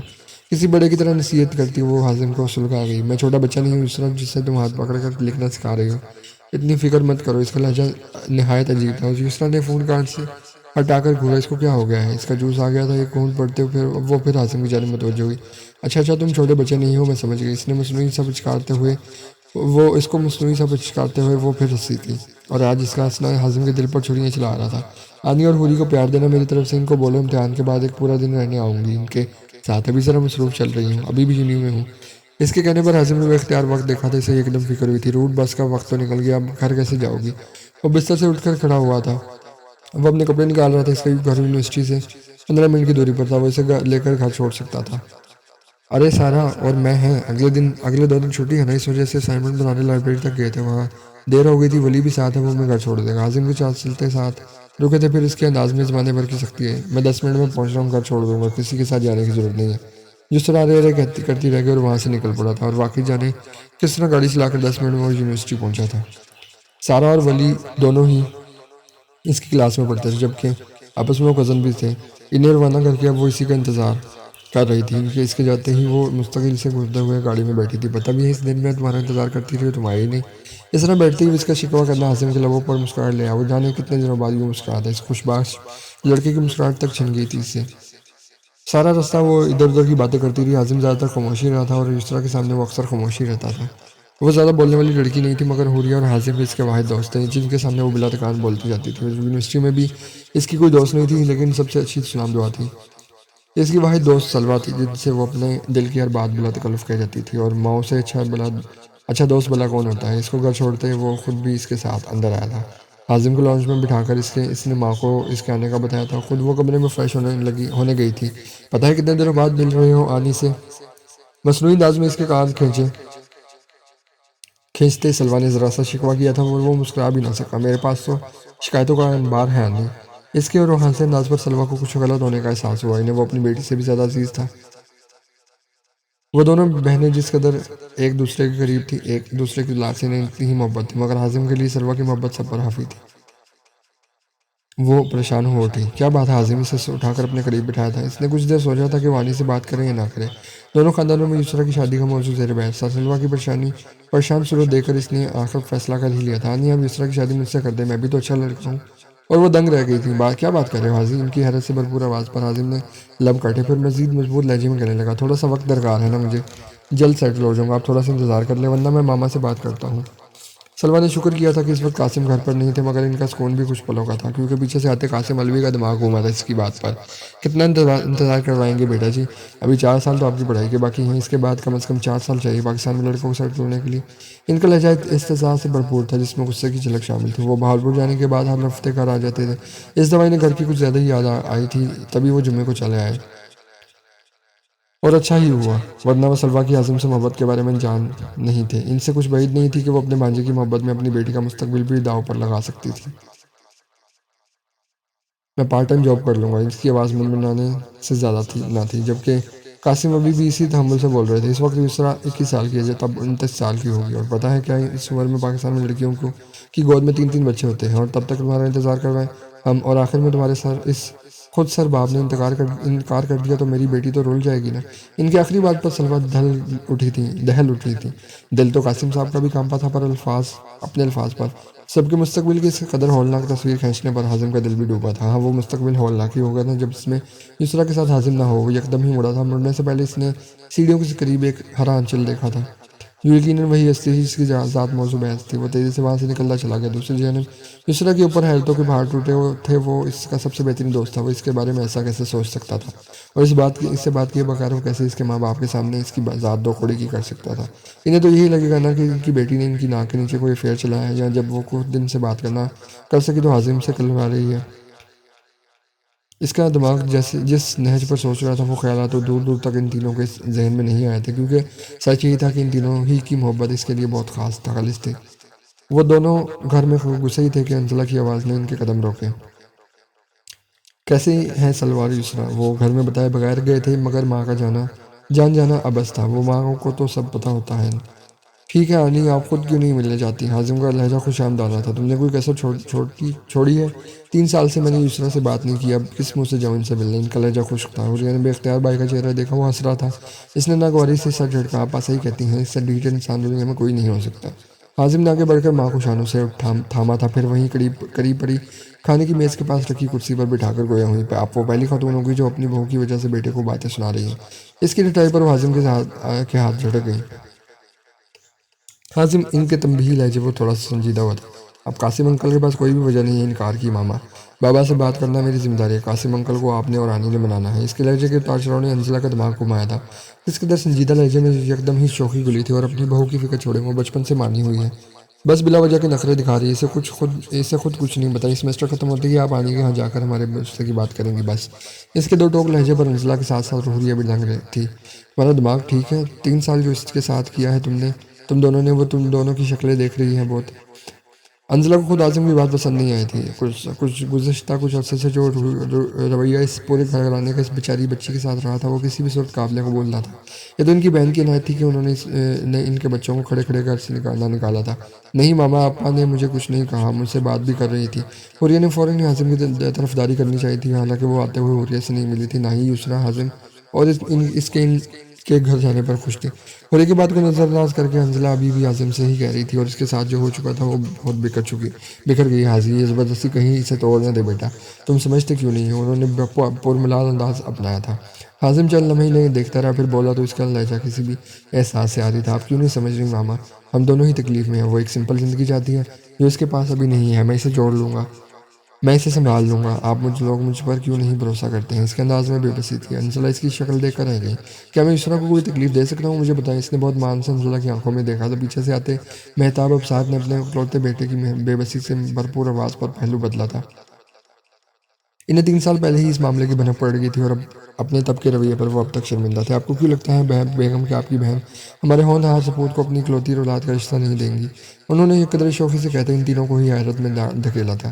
انزلہ تو اپنے شوہر کو اس بدلاؤ پر حیرت کے سمندر میں غوطہ سن تھی، جبکہ حوریہ ایک دم ہی خوشی سے اچھل کر باپ کے گلے لگی تھی۔ سچ بابا، ہم آپا کی شادی بھائی سے کر سکتے ہیں؟ آپ قاسم انکل کو منانے میں ہمیں مدد کریں گے؟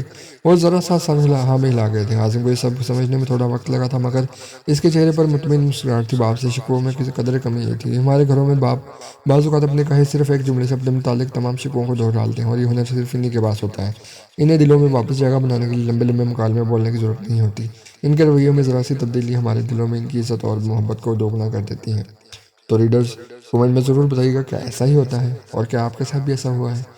رات کے دوسرے پہر اپنے کمرے میں سوئے ہوئے مہتاب کی پشت دیکھتے حنزلہ نے آج ہوئے واقعے کو سوچا تھا۔ وہ ہمیشہ سے سخت گیر تھے، مگر ان کے اور اب بچوں کے معاملے ان کی سختی بہت کم رہ جاتی تھی، اور 3 سال پہلے انہوں نے حازم کے لیے بہت سخت فیصلہ لیا تھا۔ حنزلہ کے ذہن میں 3 سال پرانا واقعہ گھوما تھا۔ وہ اپنے شوہر سے شاکی تھی، مگر وہ واقعی حالات کا قصور تھا۔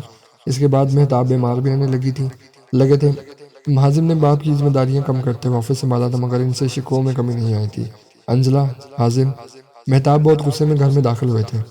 آج قاسم کی کال آئی تھی، اپنی بیٹی کے نکاح میں دعوت دے رہا تھا اور کہہ رہا تھا کہ اپنے بیٹے کو سمجھاؤں۔ مہتاب کا غصے سے برا حال تھا۔ حنزلہ، حازم اور حریہ ڈر کر اپنے کمروں سے باہر آئے تھے۔ ان کو دیکھتے انہوں نے اونچی آواز میں کہا تھا، ارے ارے ارے ارے اس کی اولاد اور نام وہ میرے بیٹے کا لگا دے۔ کسی بھی لڑکے کو اتنی شے لڑکی کی پذیرائی پر ہی ملتی ہے کہ وہ اس کے باپ سے اس کا ہاتھ مانگ لے۔ تمہارے بیٹے نے تو گھر میں بتانا بھی ضروری نہیں سمجھا۔ انہوں نے حنزلہ کو رگڑا تھا۔ وہ غلط فہمی کا شکار تھے، مگر ان کی طبیعت کے باعث حنزلہ سے ان کے سامنے کوئی بات ہی نہ ہو پا رہی تھی، لیکن ان کی بدگمانی پر حازم کا بھی دماغ گھوما۔ بیٹا تو وہی نہیں کا تھا بابا، اس میں ماما کی کوئی غلطی نہیں ہے۔ لہجہ اس کا بھی سخت تھا، مگر باپ کا احترام آڑ آیا تھا۔ جو بھی ہے، اب میں نہیں چاہتا کہ میرے گھر سے کوئی بھی ادھر قدم رکھے گا۔ ان کے سرد انداز پر ان تینوں نے ہی حیرت سے آنکھیں کھول کر مہتاب کو دیکھا تھا۔ لیکن مہتاب، اس کا نکاح ہے، میری بہن بالکل اکیلی ہے۔ حنزلہ کی نم آواز بھی ان کا فیصلہ نہ بدلوا سکی۔ باپ کے رویے سے حریہ سہم گئی تھی۔ تمہاری بہن کو تو تمہارا خیال آیا نہیں، تم یہاں اس کی محبت میں پاگل ہوئے جاؤ۔ ان کا لہجہ حد سے زیادہ کھردرا تھا۔ حازم، جو کب سے خاموش تھا، باپ کے ماں سے ناروا سلوک سے ہتھے سے اکھڑا تھا۔ قدر نرم لہجے میں حریہ کو مخاطب کیا تھا، حریہ تم اپنے کمرے میں جاؤ۔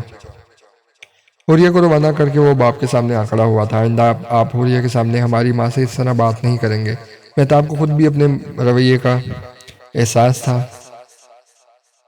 مگر بیٹی کی بدتمیزی نے ان کی سوچنے سمجھنے کی صلاحیت ضبط کر لی تھی۔ وہ غصے سے کام رہے تھے جب وہ دوبارہ بولا، رہی بات یسریٰ کی، تو وہ جو مجھے ٹھیک لگا میں نے کیا۔ اس کی بات ختم ہونے سے پہلے ہی مہتاب نے سر لہجے میں کہا تھا، اب اس لڑکی کا ذکر اس گھر میں نہیں ہوگا۔ اگر اتنا ہی تمہیں شوق ہے، چڑھا ہے شادی کا، تو میں آمنہ سے تمہارا رشتہ پکا کر دیتا ہوں۔ شادی تمہاری پڑھائی ختم ہونے کے بعد ہی ہوگی۔ ان کا لہجہ دو ٹوک تھا۔ باپ کی گل افشانی پر حازم نے سختی سے سر جھٹکا۔ بہت بہت مہربانی، اپنی عنایتیں اپنے پاس رکھیں۔ مہتاب کا پارا مزید چڑھا تھا۔ غصے میں آگ بگولا ہوتے انہوں نے غضب کی سختی سے کہا، باپ سے بات کیسے کرتے ہیں؟ کیا اب یہ بھی سکھانا پڑے گا؟ ان دونوں کے درمیان تلخی بڑھتی دیکھ کر حنزلہ آگے بڑھی تھی۔ بازو سے اپنے شوہر کو تھام کر انہوں نے معاملہ ٹھنڈا کرنا چاہا تھا۔ بات سنے مہتاب، اب اس گھر میں یسریٰ بات کرتے وہ ذرا رکی تھی۔ آنسو اندر اتار کر وہ دوبارہ بولی کہ کوئی بات نہیں ہوگی، مگر اسے پڑھنے دے۔ آمنہ کی بات آپ ابھی مت کریں۔ وہ چاہے جتنے بھی غصے میں تھے، مگر اپنی شریکی حیات کے ساتھ ویسے ہی بہت زیادتی کر چکے تھے، اس لیے خاموش ہوتے قریب میں پڑے صوفے پر بیٹھ گئے۔ اور یہ تم ماں کے جڑے ہاتھ دیکھو اور اپنی پڑھائی پر توجہ دو۔ حاضر جاؤ یہاں سے۔ مہتاب کو خاموش کروا کر وہ حازم پر چیخی تھی۔ اس نے شاکی نظروں سے ماں کو دیکھا تھا اور وہاں سے نکلتا چلا گیا۔ ان کے برابر میں بیٹھ کر اب وہ اپنی سانس بحال کر رہی تھی۔ مہتاب کو بے اختیار ان پر ترس آیا تھا، مگر ان کی اناڑ آ گئی تھی۔ وہ وہاں سے اٹھ کر کمرے کی جانب چلے گئے۔ مہتاب کو یوں خاموشی سے جاتے دیکھ کر حنزلہ کے دل میں کچھ ٹوٹا تھا۔ اتنے سالوں کی رفاقت کا یہ صلہ دیا تھا انہوں نے۔ وہ سر پیچھے ٹکا کر آنکھیں موند گئی۔ کچھ دیر میں انہوں نے حریہ کو خود کے ساتھ بیٹھتا محسوس کیا۔ وہ جانتی تھی وہ ڈر گئی ہے، مگر ان میں فی الحال آنکھیں کھول کر اسے تسلی دینے کی بھی سکت نہ تھی۔ وقت کا کام ہے، گزرنا ہی، جیسا بھی گزر جاتا ہے۔ برا وقت گزر چکا۔ وہ جانتی تھی کہ آنے والا وقت صرف مثبت تبدیلی لانے والا ہے۔ انہوں نے خود بھی بستر پر دراز ہو کر آنکھیں بند کی تھیں۔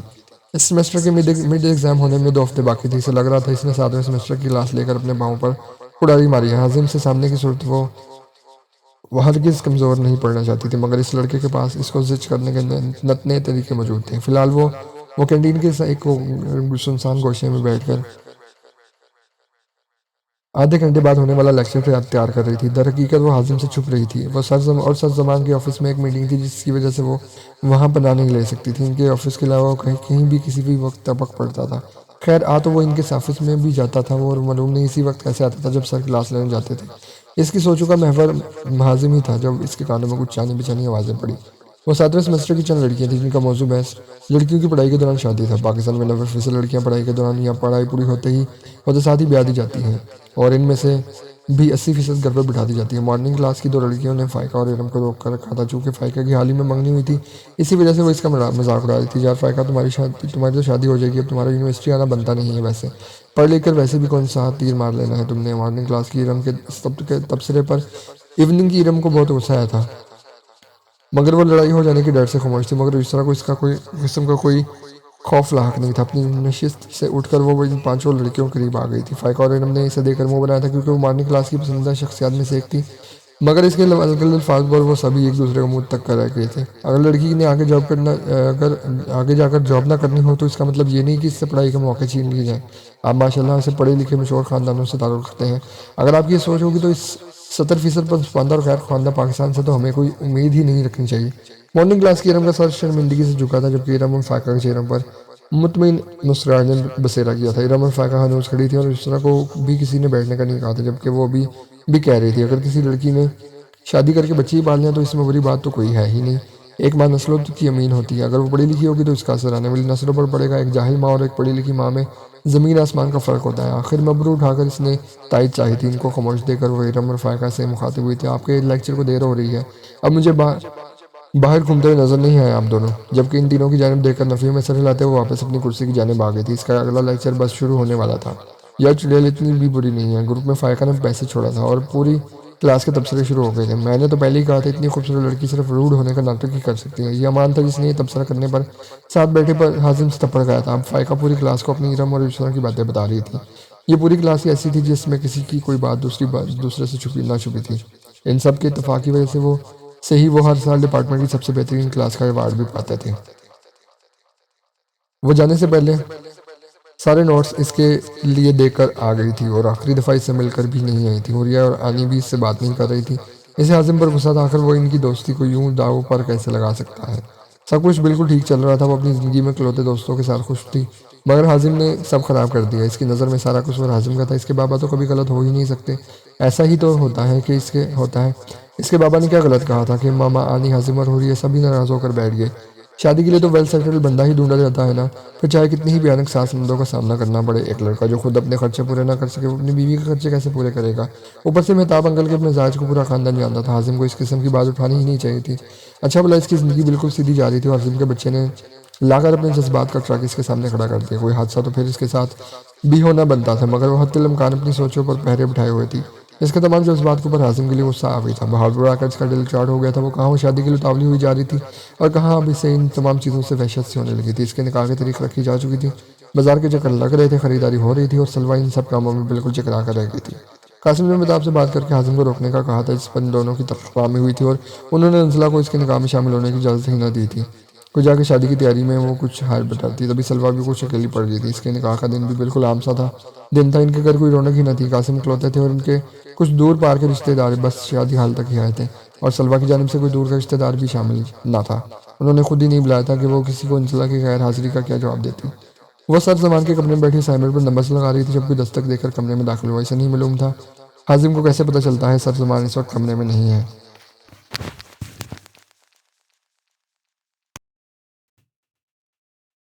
تم یہاں کیوں آئے ہو؟ ایک نظر اس پر ڈال کر مصروف سے اسپاٹ لہجے میں پوچھا گیا۔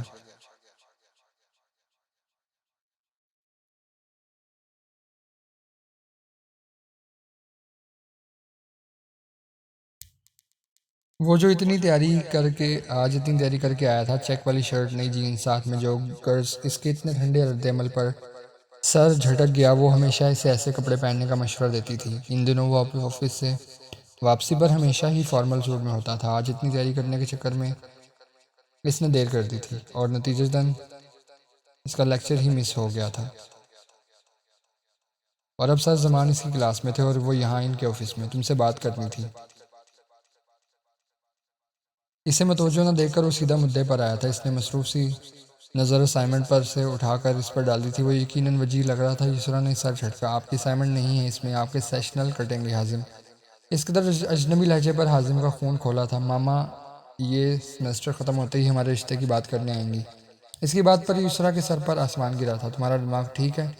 سیٹ اور اسائنمنٹ پیپر چھوڑ کر وہ پروفیسر کی میز کے پاس آ کھڑی ہوئی تھی۔ جب دل ہی خراب ہو گیا ہے تو دماغ ٹھیک کر کے رکھ کر کیا کروں گا؟ میری زندگی میں آؤ گی تو دونوں چیزیں اپنے حساب سے ٹھیک کر لینا۔ اس نے میز سے ٹک کر اسے اوپر سے نیچے دیکھتے مزے سے کہا تھا۔ اس کی بے تکی باتوں پر یسریٰ کے دماغ کا میٹر گھوما تھا۔ حازم 1 منٹ سے پہلے یہاں سے گم ہو جاؤ، سختی سے کہتے وہ مڑی ہی تھی جب وہ قدرے مختلف لہجے میں بولا تھا۔ ایک شرط پر یہاں سے جاؤں گا۔ وہ اس کے قریب بالکل قریب آ کر کھڑا ہوا تھا۔ یسریٰ نے سر اٹھا کر اسے دیکھا۔ آج ہیل پہن کر نہیں آئی تھی اور وہ بلا شبہ اس سے اتنا لمبا تو تھا ہی کہ یسریٰ کو اسے سر اٹھا کر دیکھنا پڑتا۔ حازم کو اتنے قریب کھڑے دیکھ کر اس نے حلق تر کیا۔ بولنے کی کوشش کی تو آواز نے ساتھ ہی نہ دیا تھا۔ اسے خواہ مخواہ غصہ چڑھا جو وہ اتار بھی نہ سکتی تھی۔ حازم کا ایسا روپ اسے الجھا رہا تھا۔ وہ تو حازم سے کھل کر بات کرنے کی عادی تھی۔ بولو۔ اب کی آواز جو نکلی تھی وہ سرگوشی سے زیادہ نہ تھی۔ اس سے مشقت میں پڑتا دیکھ کر حازم کے لبوں کو ایک شرارتی مسکراہٹ نے چھوا۔ پیچھے ہو کر اس نے ان دونوں کے بیچ کچھ فاصلہ بنایا تھا، مگر یہ اتنا نہ تھا کہ پاٹ نہ سکیں۔ پھر بھی یسریٰ نے مشکور نظروں سے اسے دیکھا تھا۔ اب کہ وہ بولا تو اس کی آواز میں گہری سنجیدگی تھی۔ دیکھو یسریٰ، اگلے ہفتے مڈ ایگزامز ہونے والا ہے۔ اگر تم وعدہ کرو کہ میرے پورے نمبر آئیں گے تو میں ابھی یہاں سے چلا جاتا ہوں، اور یہ رشتے والی تلوار بھی تمہارے سر سے ہٹ جائے گی۔ اس کی بات پر یسریٰ کا دماغ بھگ سے اڑا تھا۔ اس نے حیرت سے حازم کو دیکھا۔ وہ ناممکن بات کر رہا تھا۔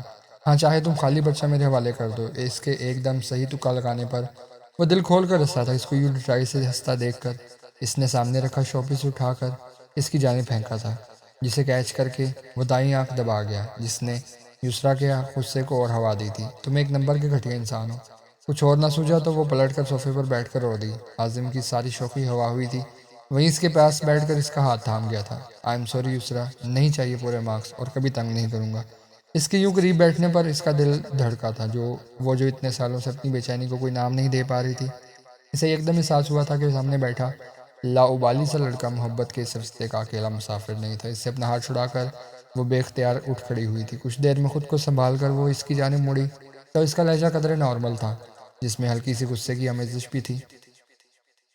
اب مجھے اپنی شکل مت دکھانا حازم۔ اسے کچھ وقت اپنے ساتھ چاہیے تھا۔ اپنے دل کی بدلتی کیفیت سے پریشان ہو گئی تھی۔ وہ اس کو دیکھ کر دھمکی میں اس لہجے میں بولی تھی، اور اگر تم نے کوئی اور سٹنٹ کرنے کی کوشش کی حازم مہتاب، تو جان لو کہ میرے اور سر زمان کا سبجیکٹ تمہیں دوبارہ پڑھنا پڑے گا۔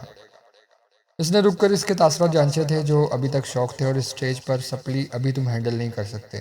اپنی باتوں کا اثر نہ ہوتے دیکھ کر اس نے سر جھٹکا تھا، وہاں سے اٹھ کر جانے ہی لگی تھی جب وہ دوبارہ بول اٹھا۔ اب کہ اس کے لہجے میں شرارت مفقود تھی۔ پاس ہونے کی فکر نہیں ہے، بس زندگی کے امتحان میں فیل ہونا نہیں چاہتا۔ اس نے مڑ کر اس کا سنجیدہ لہجہ دیکھا تھا، اور انداز اب بھی قدرے مشکوک تھا جب وہ دوبارہ بولا، ماما اس سیمسٹر کے بعد قاسم انکل سے دوبارہ بات کریں گی ہمارے رشتے کی۔ تمہاری طرف سے انکار نہیں ہونا چاہیے۔ قاسم انکل کی ساری شرائط پوری کر چکا ہوں، بابا ساتھ آئیں گے۔ وہ بالکل اس کے سامنے آ کر کھڑا ہوا تھا۔ یسریٰ ابھی تک اس کی باتوں کی ٹرانس میں تھی جب وہ آنکھوں میں شرارت لیے دوبارہ بولا، اگر اپنے باپ کے کہنے پر اس توری کی شکل والے جیب سے بندے سے نکاح کر سکتی ہو تو میری شکل تو اس سے بہت اچھی ہے۔ یسریٰ نے غصے سے لب بھینچے تھے۔ 3 سال پہلے اپنے کہے الفاظ یاد آئے تھے۔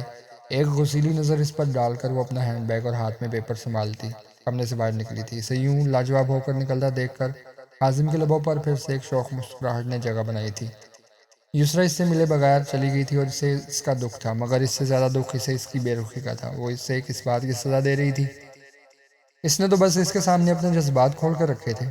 اسے نہیں معلوم تھا کہ حریہ اور انزلہ اس سے بات تک نہیں کر رہی ہوں۔ وہ تو اپنے دکھ میں اتنا مگن تھا کہ اسے کسی چیز کا بھی ہوش نہیں تھا۔ جس دن مہتاب کے پاس قاسم علوی کی کال آئی تھی، اس دن گھر میں بہت فساد ہوا تھا۔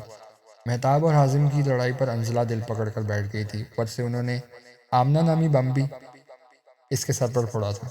مہتاب نے انزلہ اور حریہ کو بھی یسریٰ کی شادی میں شرکت سے منع کر دیا تھا جس دن اس کا نکاح تھا۔ وہ 3 دن بخار میں پھکتا رہا تھا۔ حریہ سے بھائی کی حالت نہ دیکھی جا رہی تھی۔ اس نے نکاح والے دن یسریٰ کو فون کر کے اپنے دل کا غبار نکالا تھا، اور آخر میں کہنا نہ بھولی تھی کہ وہ اب اس سے زندگی بھر کبھی بات نہیں کرے گی۔ یسریٰ کے لیے وہ دن بہت بھاری تھا۔ اس کے ساتھ اس کے ماں باپ کے علاوہ کوئی اپنا نہیں تھا جس سے دوستی تھی، وہ تو روٹھے بیٹھے تھے۔ وہ بخار سے اٹھا تو بالکل بدل گیا، پہلے کے جیسا ہنسنے ہنسانے والا، مگر اب اس کی آنکھیں اس کی ہنسی کا ساتھ نہیں دیتی تھیں۔ اسے اب جلد سے جلد اپنے پاؤں پر کھڑا ہونا تھا۔ مارننگ سے ایوننگ کلاس شفٹ کروانے کے بعد اس نے بابا کے بزنس کو وقت دینا شروع کیا تھا۔ ان کی گارمنٹس فیکٹری تھی، اسے ان کی فیکٹری لے کر نہیں چلنی تھی۔ وہ اپنی ڈگری کو ہی استعمال میں لانا چاہتا تھا، مگر بابا کی کرتی صحت نے اس سے یہی کام کروایا تھا۔ اب اسے اس میں مزہ آنے لگا تھا۔ وہ بی ایس کے بعد ایم بی اے کرنے کا ارادہ رکھتا تھا۔ اس کی انتھک محنت سے مہتاب کی فیکٹری ترقی کر رہی تھی، مگر مہتاب اور اس کے بیچ کی سرد مہری ابھی بھی اول روز جیسی تھی۔ آخر اس کا نکاح بھی ہو ہی گیا تھا۔ ارسم اچھا لڑکا تھا مگر موڈی تھا۔ بات کرتا تو اتنے اچھے سے کہ بندے کو خود پر رشک ہو جائے، اور نظر انداز کرنے پر آئے تو دو ہفتے بغیر کوئی خیر خبر لیے نکال دے۔ لیکن یسریٰ خود کو اس کے مزاج کے مطابق ڈھال رہی تھی۔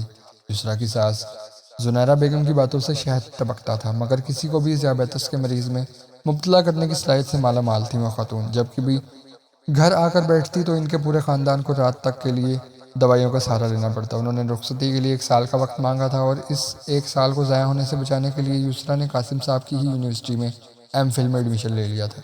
نکاح کے 6 مہینے بعد ارسم کو یاد آیا تھا کہ اسے اپنی منکوہہ کو کہیں باہر کھانا کھلانا چاہیے۔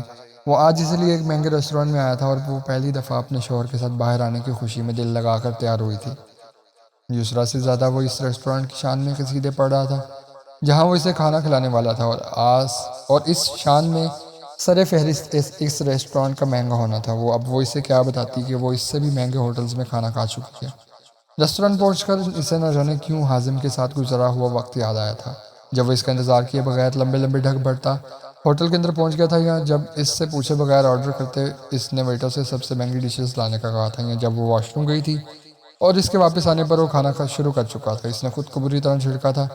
سامنے بیٹھا شخص اس کا شوہر تھا، اور کسی بھی ایس وائی زی سے اس کا موازنہ کرنا یسریٰ کو زیب نہیں دیتا تھا، لیکن اس کھانے اور اس ریسٹورینٹ سے اس کا دل اٹھ گیا تھا، اور وہیں سے واپسی پر اس کی ارسم سے پہلی لڑائی ہوئی تھی۔ مقول ارسم کی اسے تو نہ اچھے کھانوں کی قدر ہے نہ مہنگی چیزوں کی۔ وہ بتانا چاہتی تھی کہ اسے واقعی مہنگی چیزوں کی قدر ہے نہ ضرورت۔ اس کے لیے احساسات اور جذبات سے قیمتی کچھ نہیں، مگر مقابل تو جیسے اسے سننے میں دلچسپی نہیں رکھتا تھا۔ وہ بہت غصے میں گھر کے لیے نکلی۔ دوپہر میں حازم نے دماغ کی دہی کی تھی، اور کلاسز لینے کے بعد سر زمان سے میٹنگ تھی جس میں دیر ہو گئی تھی۔ مغرب بس ہونے ہی والی تھی، اسی لیے عجلت میں گاڑی میں پیٹرول تک نہیں دیکھا تھا۔ وہ اندھیرا ہونے سے پہلے گھر پہنچنا چاہتی تھی۔ اپنی کالونی کی جانب آنے والی مین سڑک کے بجائے اس نے ملحقہ کالونی سے متصل راستہ چنا تھا، جو کہ شارٹ کٹ تھا مگر اکثر سنسان رہتا تھا۔ اندھیرا بڑھنے لگا تھا۔ وہ کالونی عبور کرنے سے پہلے ہی اسے پیٹرول ٹینک خالی ہونے کا اندیشہ ہوا۔ وہ سر پکڑ کر رہ گئی۔ اس وقت وہ کس سے مدد مانگ سکتی تھی؟ اسے یاد تھا کہ پیٹرول کی سپیئر بوتل بھی صبح آتے ہوئے خالی ہوئی تھی، اور اس نے سوچا تھا کہ واپسی پر بھروا لے گی، مگر واپسی پر حازم کے غصے نے اس کی عقل کو معاف کر دیا تھا۔ اسی لیے کہتے ہیں غصہ عقل کو کھا جاتا ہے۔ اس کالونی میں اکثر پلاٹ غیر تعمیر شدہ تھے، اور اکثر پر ادھوری تعمیرات سر اٹھائے کھڑی تھیں۔ ابھی وہ کسی کو کال کرتی، اسے سامنے لگے آئینے میں 2 بائک سوار دکھے جو اسی کی جانب آ رہے تھے۔ کھڑکیوں کے شیشے چڑھاتی اس نے خدا سے غیبی مدد مانگی تھی۔ وہ سوار کچھ دور رکے تھے، اس کی نظریں انہی پر ٹکی تھی۔ پھر اس نے ان میں سے ایک کے ہاتھ میں گن دیکھی۔ اس کا سانس خشک ہوا۔ وہاں سنسان سڑک پر بے یار و مددگار و باش کنڈوں کے بیچ میں پھنس کر جو ایک نام اس کے ذہن میں آیا تھا، وہ اس کے باپ کا نہیں تھا۔ وہ شخص تھا جس کو وہ اب تک دھتکارتی آئی تھی۔ اس کے ہاتھ پیر سن ہو رہے تھے۔ اس کی جان اور عزت دونوں داؤ پر تھے۔ کچھ اور سمجھ نہ آیا تو اس نے 5 مرتبہ اپنے موبائل کا سٹارٹ بٹن دبا کر دعا کی تھی کہ وہ آ جائے، آج وہ سب کچھ بلا کر اس کے لیے آ جائے۔ وہ اس کا ایمرجنسی نمبر تھا، اور اتنے سال گزرنے کے باوجود بھی اس نے تبدیل نہیں کیا تھا، کیونکہ ایک بات کا اسے یقین تھا کہ ایمرجنسی کے وقت اگر وہ کسی پر انحصار کر سکتی ہے تو وہ حازم مہتاب ہی ہوگا۔ وہ دونوں بائک سوار اس کی جانب آ رہے تھے۔ اس نے گاڑی کے چاروں شیشے چڑھا کر خود کو محفوظ تصور کیا تھا، مگر وہ کب تک محفوظ رہتی؟ اس کا دل وحشت سے کانپ رہا تھا، اور آنکھیں مستقل نم تھی۔ ایک سوار نے آ کر شیشہ بجایا تھا۔ وہ آنکھیں موند کر آیت الکرسی کا ورد کر رہی تھی۔ پھر اس نے کچھ ضربیں سنی تھی۔ وہ پستول کا پچھلا حصہ گاڑی کے شیشے پر مار رہے تھے۔ پھر اس نے شیشہ ٹوٹنے کی آواز سنی تھی، اور تکلیف سے بے اختیار آنکھیں کھلی تھی۔ ایک کانچ کا ٹکڑا اڑ کر سر کے پچھلی جانب آیا تھا، اور ایک سامنے سے رخسار کو زخمی کر گیا تھا۔ سر پر لگنے والی چوٹ سے وہ حواس کھو بیٹھی تھی۔ لڑکی کو بے ہوش ہوتے دیکھ وہ دونوں سوار جو اسے لوٹنے کی نیت رکھتے تھے گھبرا کر بھاگ اٹھے۔ دور سے کوئی گاڑی اسی جانب آ رہی تھی۔ وہ پکڑے جانا نہیں چاہتے تھے۔ وہ گاڑی اب قریب پہنچ گئی تھی، اور وہ وہی تھا جس کے آنے کی وہ دعائیں مانگ رہی تھی کہ وہ سب بھلا کر آ جائے، اور وہ سب بھلا کر آ گیا تھا۔ وہ کب سے اس کا نمبر ٹرائی کر رہا تھا، مگر فون نہیں لگ رہا تھا۔ وہاں پہنچ کر اس نے یسریٰ کو بے سر دیکھا تھا۔ کوئی اس سے پوچھتا بدن سے روح نکلتے دیکھنا کیسا عمل ہے۔ وہاں سنسان سڑک پر اب کوئی نہیں تھا، اور وہ اپنی گاڑی میں بند تھی۔ ایک طرف کھڑکی کا کانچ بکھرا ہوا تھا، اور دوسری جانب کے دروازے پر زد و کوب کے نشانات تھے۔ انہی میں سے ایک کانچ شاید اس کو لگا تھا، کیونکہ اس کے رخسار سے خون اب بھی رس رہا تھا۔ غور کرنے پر پتہ چلا تھا کہ سر کی پچھلی جانب بھی کانچ تھے۔ حازم نے آگے بڑھ کر اسے اٹھایا تھا، اپنی گاڑی میں ڈال کر ہسپتال لے جاتے اس نے صرف اس کی خیریت کی دعا مانگی تھی، جس کو وہ ساری زندگی اپنی دعاؤں میں مانگتا آیا تھا۔ شاید اس کی زندگی کی دعائیں مانگنا اس کو اذیت میں مبتلا کر رہا تھا۔ آج پتہ چلا تھا کہ اس کا اس زمین پر سانس لینا ہی کافی تھا، پھر وہ چاہے اس کی زندگی میں ہو یا نہ ہو، کیا فرق پڑتا ہے۔ وہ گھر کے راستے میں ہی تھا جب اسے یسریٰ کے نمبر سے ٹیکسٹ موصول ہوا، اور وہ میسج پڑھ کر اسے کچھ برا ہونے کا احساس ہوا تھا۔ اس نے کال ملائی تو وہ لگی ہی نہیں تھی۔ اس ٹیکسٹ سے یسریٰ کی لوکیشن ٹریس کر کے وہ سیدھا یہاں پہنچا تھا۔ وہ اس علاقے سے زیادہ دور نہیں تھا۔ اس کو اسپتال کی ایمرجنسی میں پہنچا کر اب وہ اس کے ہوش میں آنے کے انتظار میں تھا، اور کچھ دیر میں اسے ہوش آ بھی گیا تھا۔ جو سر والی چوٹ گہری تھی، مگر ڈاکٹر نے 2 گھنٹے بعد اسے چھٹی دے دی تھی۔ حازم نے امان کے ذریعے اس کی گاڑی کو سروس کے لیے بھجوا دیا تھا اور خود اسے اپنے ساتھ لے کر گھر لے آیا تھا۔ گاڑی میں جامد خاموشی تھی۔ آج تو حازم کی زبان بھی بند تھی اور چہرے پر بلا کی سنجیدگی تھی۔ یسریٰ کو اس سنجیدگی سے خوف آیا۔ حازم نے کوئی بات کیے بغیر ہی گھر کے سامنے گاڑی روکی تھی۔ گاڑی سے اتر کر ابھی وہ اندر جانے ہی لگی تھی کہ حازم کی خاموشی پر سے الجھن ہوئی۔ اسے بلوانے کی خاطر کھڑکی پر جھکی تھی۔ تم نہیں اندر آؤ گے؟ اس کو جانے پر آمادہ دیکھ یسریٰ نے عجلت میں پوچھا تھا۔ حازم نے خاموشی سے اسے دیکھ کر اپنی سیٹ بیلٹ نکالی تھی اور دروازہ کھول کر باہر آ گیا تھا۔ اسے لے کر اندر جاتے اس کا دماغ مختلف خیالات کی اماج کا بنا ہوا تھا۔ انسان جو سوچتا ہے اکثر حالات اس کے بالکل الٹ ہو جاتے ہیں، اور وہ الٹے حالات دراصل بہتر ہوتے ہیں، کیونکہ ان کے فیصلے اللہ تعالیٰ نے لیے ہوتے ہیں۔ اندر داخل ہوتے ہوئے سلویٰ کی نظر اس کی سر کی پٹی اور رخسار کی چوٹ پر پڑی تھی۔ ان کے قریب آ کر انہوں نے نہایت فکر مندی سے پوچھا تھا، یہ کیا ہوا ہے؟ جواب یسریٰ کے بجائے حازم کی جانب سے آیا تھا۔ چھوٹا سا حادثہ تھا، میں وہاں سے گزر رہا تھا تو ڈاکٹر کے لے گیا، ابھی 2 دن آرام کرنا ہے اس نے۔ میں سر زمان کو اس کی حالت بتا دوں گا، یونیورسٹی آنے کی ضرورت نہیں ہے۔ شروع میں سلویٰ کو وضاحت دیتے وہ آخر میں یسریٰ کو نصیحت کر گیا، جسے اس نے ایک کان سے سن کر دوسرے کان سے نکالا تھا۔ تم لوگوں کے میڈ ایگزامز شروع ہو رہے ہیں، مجھے سلیبس کور کروانا ہے، پیپر بنانا ہے۔ اس کے ہٹ درمی سے کہنے پر حازم نے سخت نظروں سے اسے گھورا تھا، مگر اس کا نکاہٹ زدہ چہرہ دیکھ کر وہ سختی فوراً رفع ہو گئی۔ آنی، اسے آرام کی ضرورت ہے، اب کہ اس نے سلویٰ کو ہتھیار بنایا تھا، جو کہ غصے سے یسریٰ کو دیکھ رہی تھی۔ ان کے ایسے دیکھنے پر کھسیا گئی۔ کڑاہتے ہوئے وہ لڑکھڑاہٹ کے ساتھ وہ صوفے کی جانب آئی تھی۔ مجھے چوٹ لگی ہے، درد ہو رہا ہے، اور اس کی نوٹنکی پر پیچھے وہ دونوں ہی مسکرا دیے۔ آنی کو پریشان دیکھ کر اس نے کندھے سے تھاما تھا۔ ٹھیک ہے، وہ بس تھوڑے ڈرامے کرے گی، سہ لیجیے گا، اور یونی آنے کی واقعی کوئی ضرورت نہیں ہے، میں سر زمان کو بتا دوں گا۔ ان کے سر پر بوسہ دیتے وہ وہاں سے نکلنے لگا تھا جب قاسم صاحب کی آواز پر اس سے رکنا پڑا۔ شکریہ حازم، وہ جانے کب سے یہاں تھے؟ وہ مڑ کر ان کی ویل چیئر کے پاس آیا تھا۔ مسکرا کر اجازت لینی چاہیے جب وہ دوبارہ بول اٹھے۔ ان دونوں ماں بیٹی نے تمہیں شکریہ نہیں کہا ہوگا، کیونکہ تم سے تمام خدمات حق سمجھ کر وصول کرتی ہیں۔ ان کے ہلکے پھلکے انداز پر وہ سر ہلا گیا۔ ان کا واقعی حق بنتا ہے انکل۔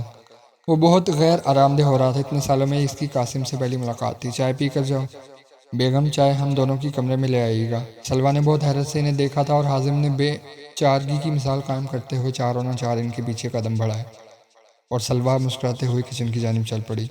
اس واقعے سے پہلے اس کی قاسم سے بہت اچھی گپ شپ لگتی تھی۔ 2 گھنٹے بعد وہاں سے جاتے ہوئے بہت ہلکا پھلکا تھا۔ قاسم نے اس سے کوئی پرانی بات نہیں کی تھی، مگر ان کے انداز سے شرمندگی جھلک رہی تھی، مگر وہ شرمندہ کرنا نہیں چاہتا تھا۔ تبھی تو پرانی جون میں لوٹتے اس نے ان کے ساتھ لگاتار 2 لوڈو کے میچ لگا لیے تھے۔ جاتے ہوئے وہ ایک نظر یسریٰ کو دیکھنا چاہتا تھا، مگر وہ اپنے کمرے میں آرام کرنے جا چکی تھی۔ وہ مایوسی سے گھر سے باہر آیا تھا۔ حریہ کالج سے آتے ہی ماں کے سر ہو گئی تھی کہ اسے اپنی آپا سے ملنے جانا ہے۔ کل رات کو آتے ہی حازم نے یسریٰ کے حادثے کا بتایا تھا، جس پر وہ دونوں ہی بے چین ہو گئی تھی، مگر اس کی یقین دہانی پر کہ وہ بالکل ٹھیک ہے۔ ان دونوں نے اپنا اسی وقت ان کے گھر جانے کا ارادہ ملتوی کیا تھا۔ سر شام ہی وہ ان کے گھر جانے کے لیے نکل رہے تھے جب حریہ نے پرجوش لہجے میں کہا تھا، ماما، ہم آپا اور بھائی کی شادی کی بات بھی کر لیں گے نا؟ انہوں نے مسکرا کر اس کی بےتابی دیکھی تھی، مگر پھر قدرے سنجیدگی سے گویا ہوئی، ایسے ہتھیلی پر سرسوں نہیں جمایا جاتا حریہ۔ حازم نے کہا ہے نا کہ اس سیمسٹر کے بعد بات کرنی ہے، تو پھر؟ حریہ کے چہرے پر افسردگی چھائی تھی، اور حازم اسی وقت گھر میں گھسا تھا۔ آپ لوگ کہاں جا رہے ہیں؟ آنی کے گھر؟ اپنے سوال کا خود ہی جواب دیتا وہ ان دونوں کو مشکوک نظروں سے دیکھ رہا تھا۔ ایسے مت دیکھے بھائی، ہم آپ کی رشتے کی بات کرنے نہیں جا رہے۔ حریہ نے تو اسے تمانا چاہا تھا، مگر اس کی سنجیدگی میں کوئی فرق نہیں آیا تھا، بلکہ وہ سپاٹ انداز میں ماں کو بولا تھا، جب تک میں نہ کہوں بات کیجیے گا بھی مت۔ انزلہ نے چنبے سے بیٹے کے انداز دیکھے تھے، کہاں وہ خود اس رشتے کے لیے بے چین ہوئے جا رہا تھا، اور اب خود ہی انکار کر رہا ہے۔ کیا بات ہے حازم؟ انہوں نے رک کر قدرے فکر مندی سے پوچھا تھا۔ وہ زبردستی مسکرا دیا۔ میں اسے وقت دینا چاہتا ہوں، میں چاہتا ہوں کہ وہ خود فیصلہ کرے۔ جو وہ فیصلہ کرے گی وہ مجھے قبول ہوگا۔ یہ کہتے ہوئے وہ خوش نہیں تھا، اور انزلہ اس کے اندرونی خلفشار کو سمجھ گئی تھی۔ وہ ڈرا ہوا تھا، وہ کل کے واقعے سے خوف زدہ تھا، اسی خوف نے اس سے یہ کٹھن فیصلہ کروایا تھا۔ انہوں نے آگے بڑھ کر اپنے بچے کا ماتھا چوما تھا۔ سب ٹھیک ہو جائے گا۔ میں نے اپنے بچے کے لیے بہت دعائیں کی ہیں، اور ماں کی دعاؤں میں بہت طاقت ہوتی ہے حاضی۔ ہماری نانی کہتی تھی ماں کی دعائیں تقدیروں کا لکھا موڑنے کی صلاحیت رکھتی ہیں۔ وہ ماں کی شکل دیکھ کر پھیکا سا مسکرا دیا۔ حازم نے اپنے کمرے کی جانب قدم بڑھائے تھے، جبکہ حوریہ اور انزلہ کے قدموں کا رخ باہر کی جانب تھا۔ وہ آج 3 سال بعد اس گھر میں قدم رکھ رہی تھی۔ اس حادثے کے بعد اس نے 2 دن ہی بمشکل آرام کیا تھا۔ اس کے بعد یونیورسٹی جانا شروع ہو گئی تھی۔ انزلہ اور حوریہ جس دن اس سے ملنے آئی تھی، اس دن اس کے دل سے سب کے لیے میل نکل گیا تھا کہ جن باتوں کا شکوہ لیے وہ بیٹھی تھی، وہ لوگ تو اس سے باخبر ہی تھے، وہ لوگ تو اس سے باخبر ہی نہ تھے۔ سلویٰ نے ان پر آنے والی مشکلات سے انزلہ کو بے خبر رکھا تھا، تاکہ مہتاب اور انزلہ کے بیچ کوئی خلش نہ آئے، کیونکہ وہ انزلہ کی جذباتی طبیعت سے واقف تھے۔ اگر انہیں معلوم ہوتا تو وہ کسی کی بھی ناراضگی کی پرواہ کیے بغیر سلویٰ کے پاس آ جاتی، اور اس سے ان کے گھر کے ماحول پر اثر پڑتا۔ دل تو اس کا پہلے ہی دغا دے چکا تھا۔ اسے حازم سے بات کرنی تھی، مگر وہ اب اس کے سامنے ہی نہیں آ رہا تھا۔ 1 ہفتے کی کلاسز کے بعد ان کے مڈ ایگزام شروع ہو گئے تھے، اور اس 1 ہفتے حازم نے یسریٰ کی کلاس ہی نہیں لی تھی۔ آج 7ویں سیمسٹر کا آخری پیپر تھا۔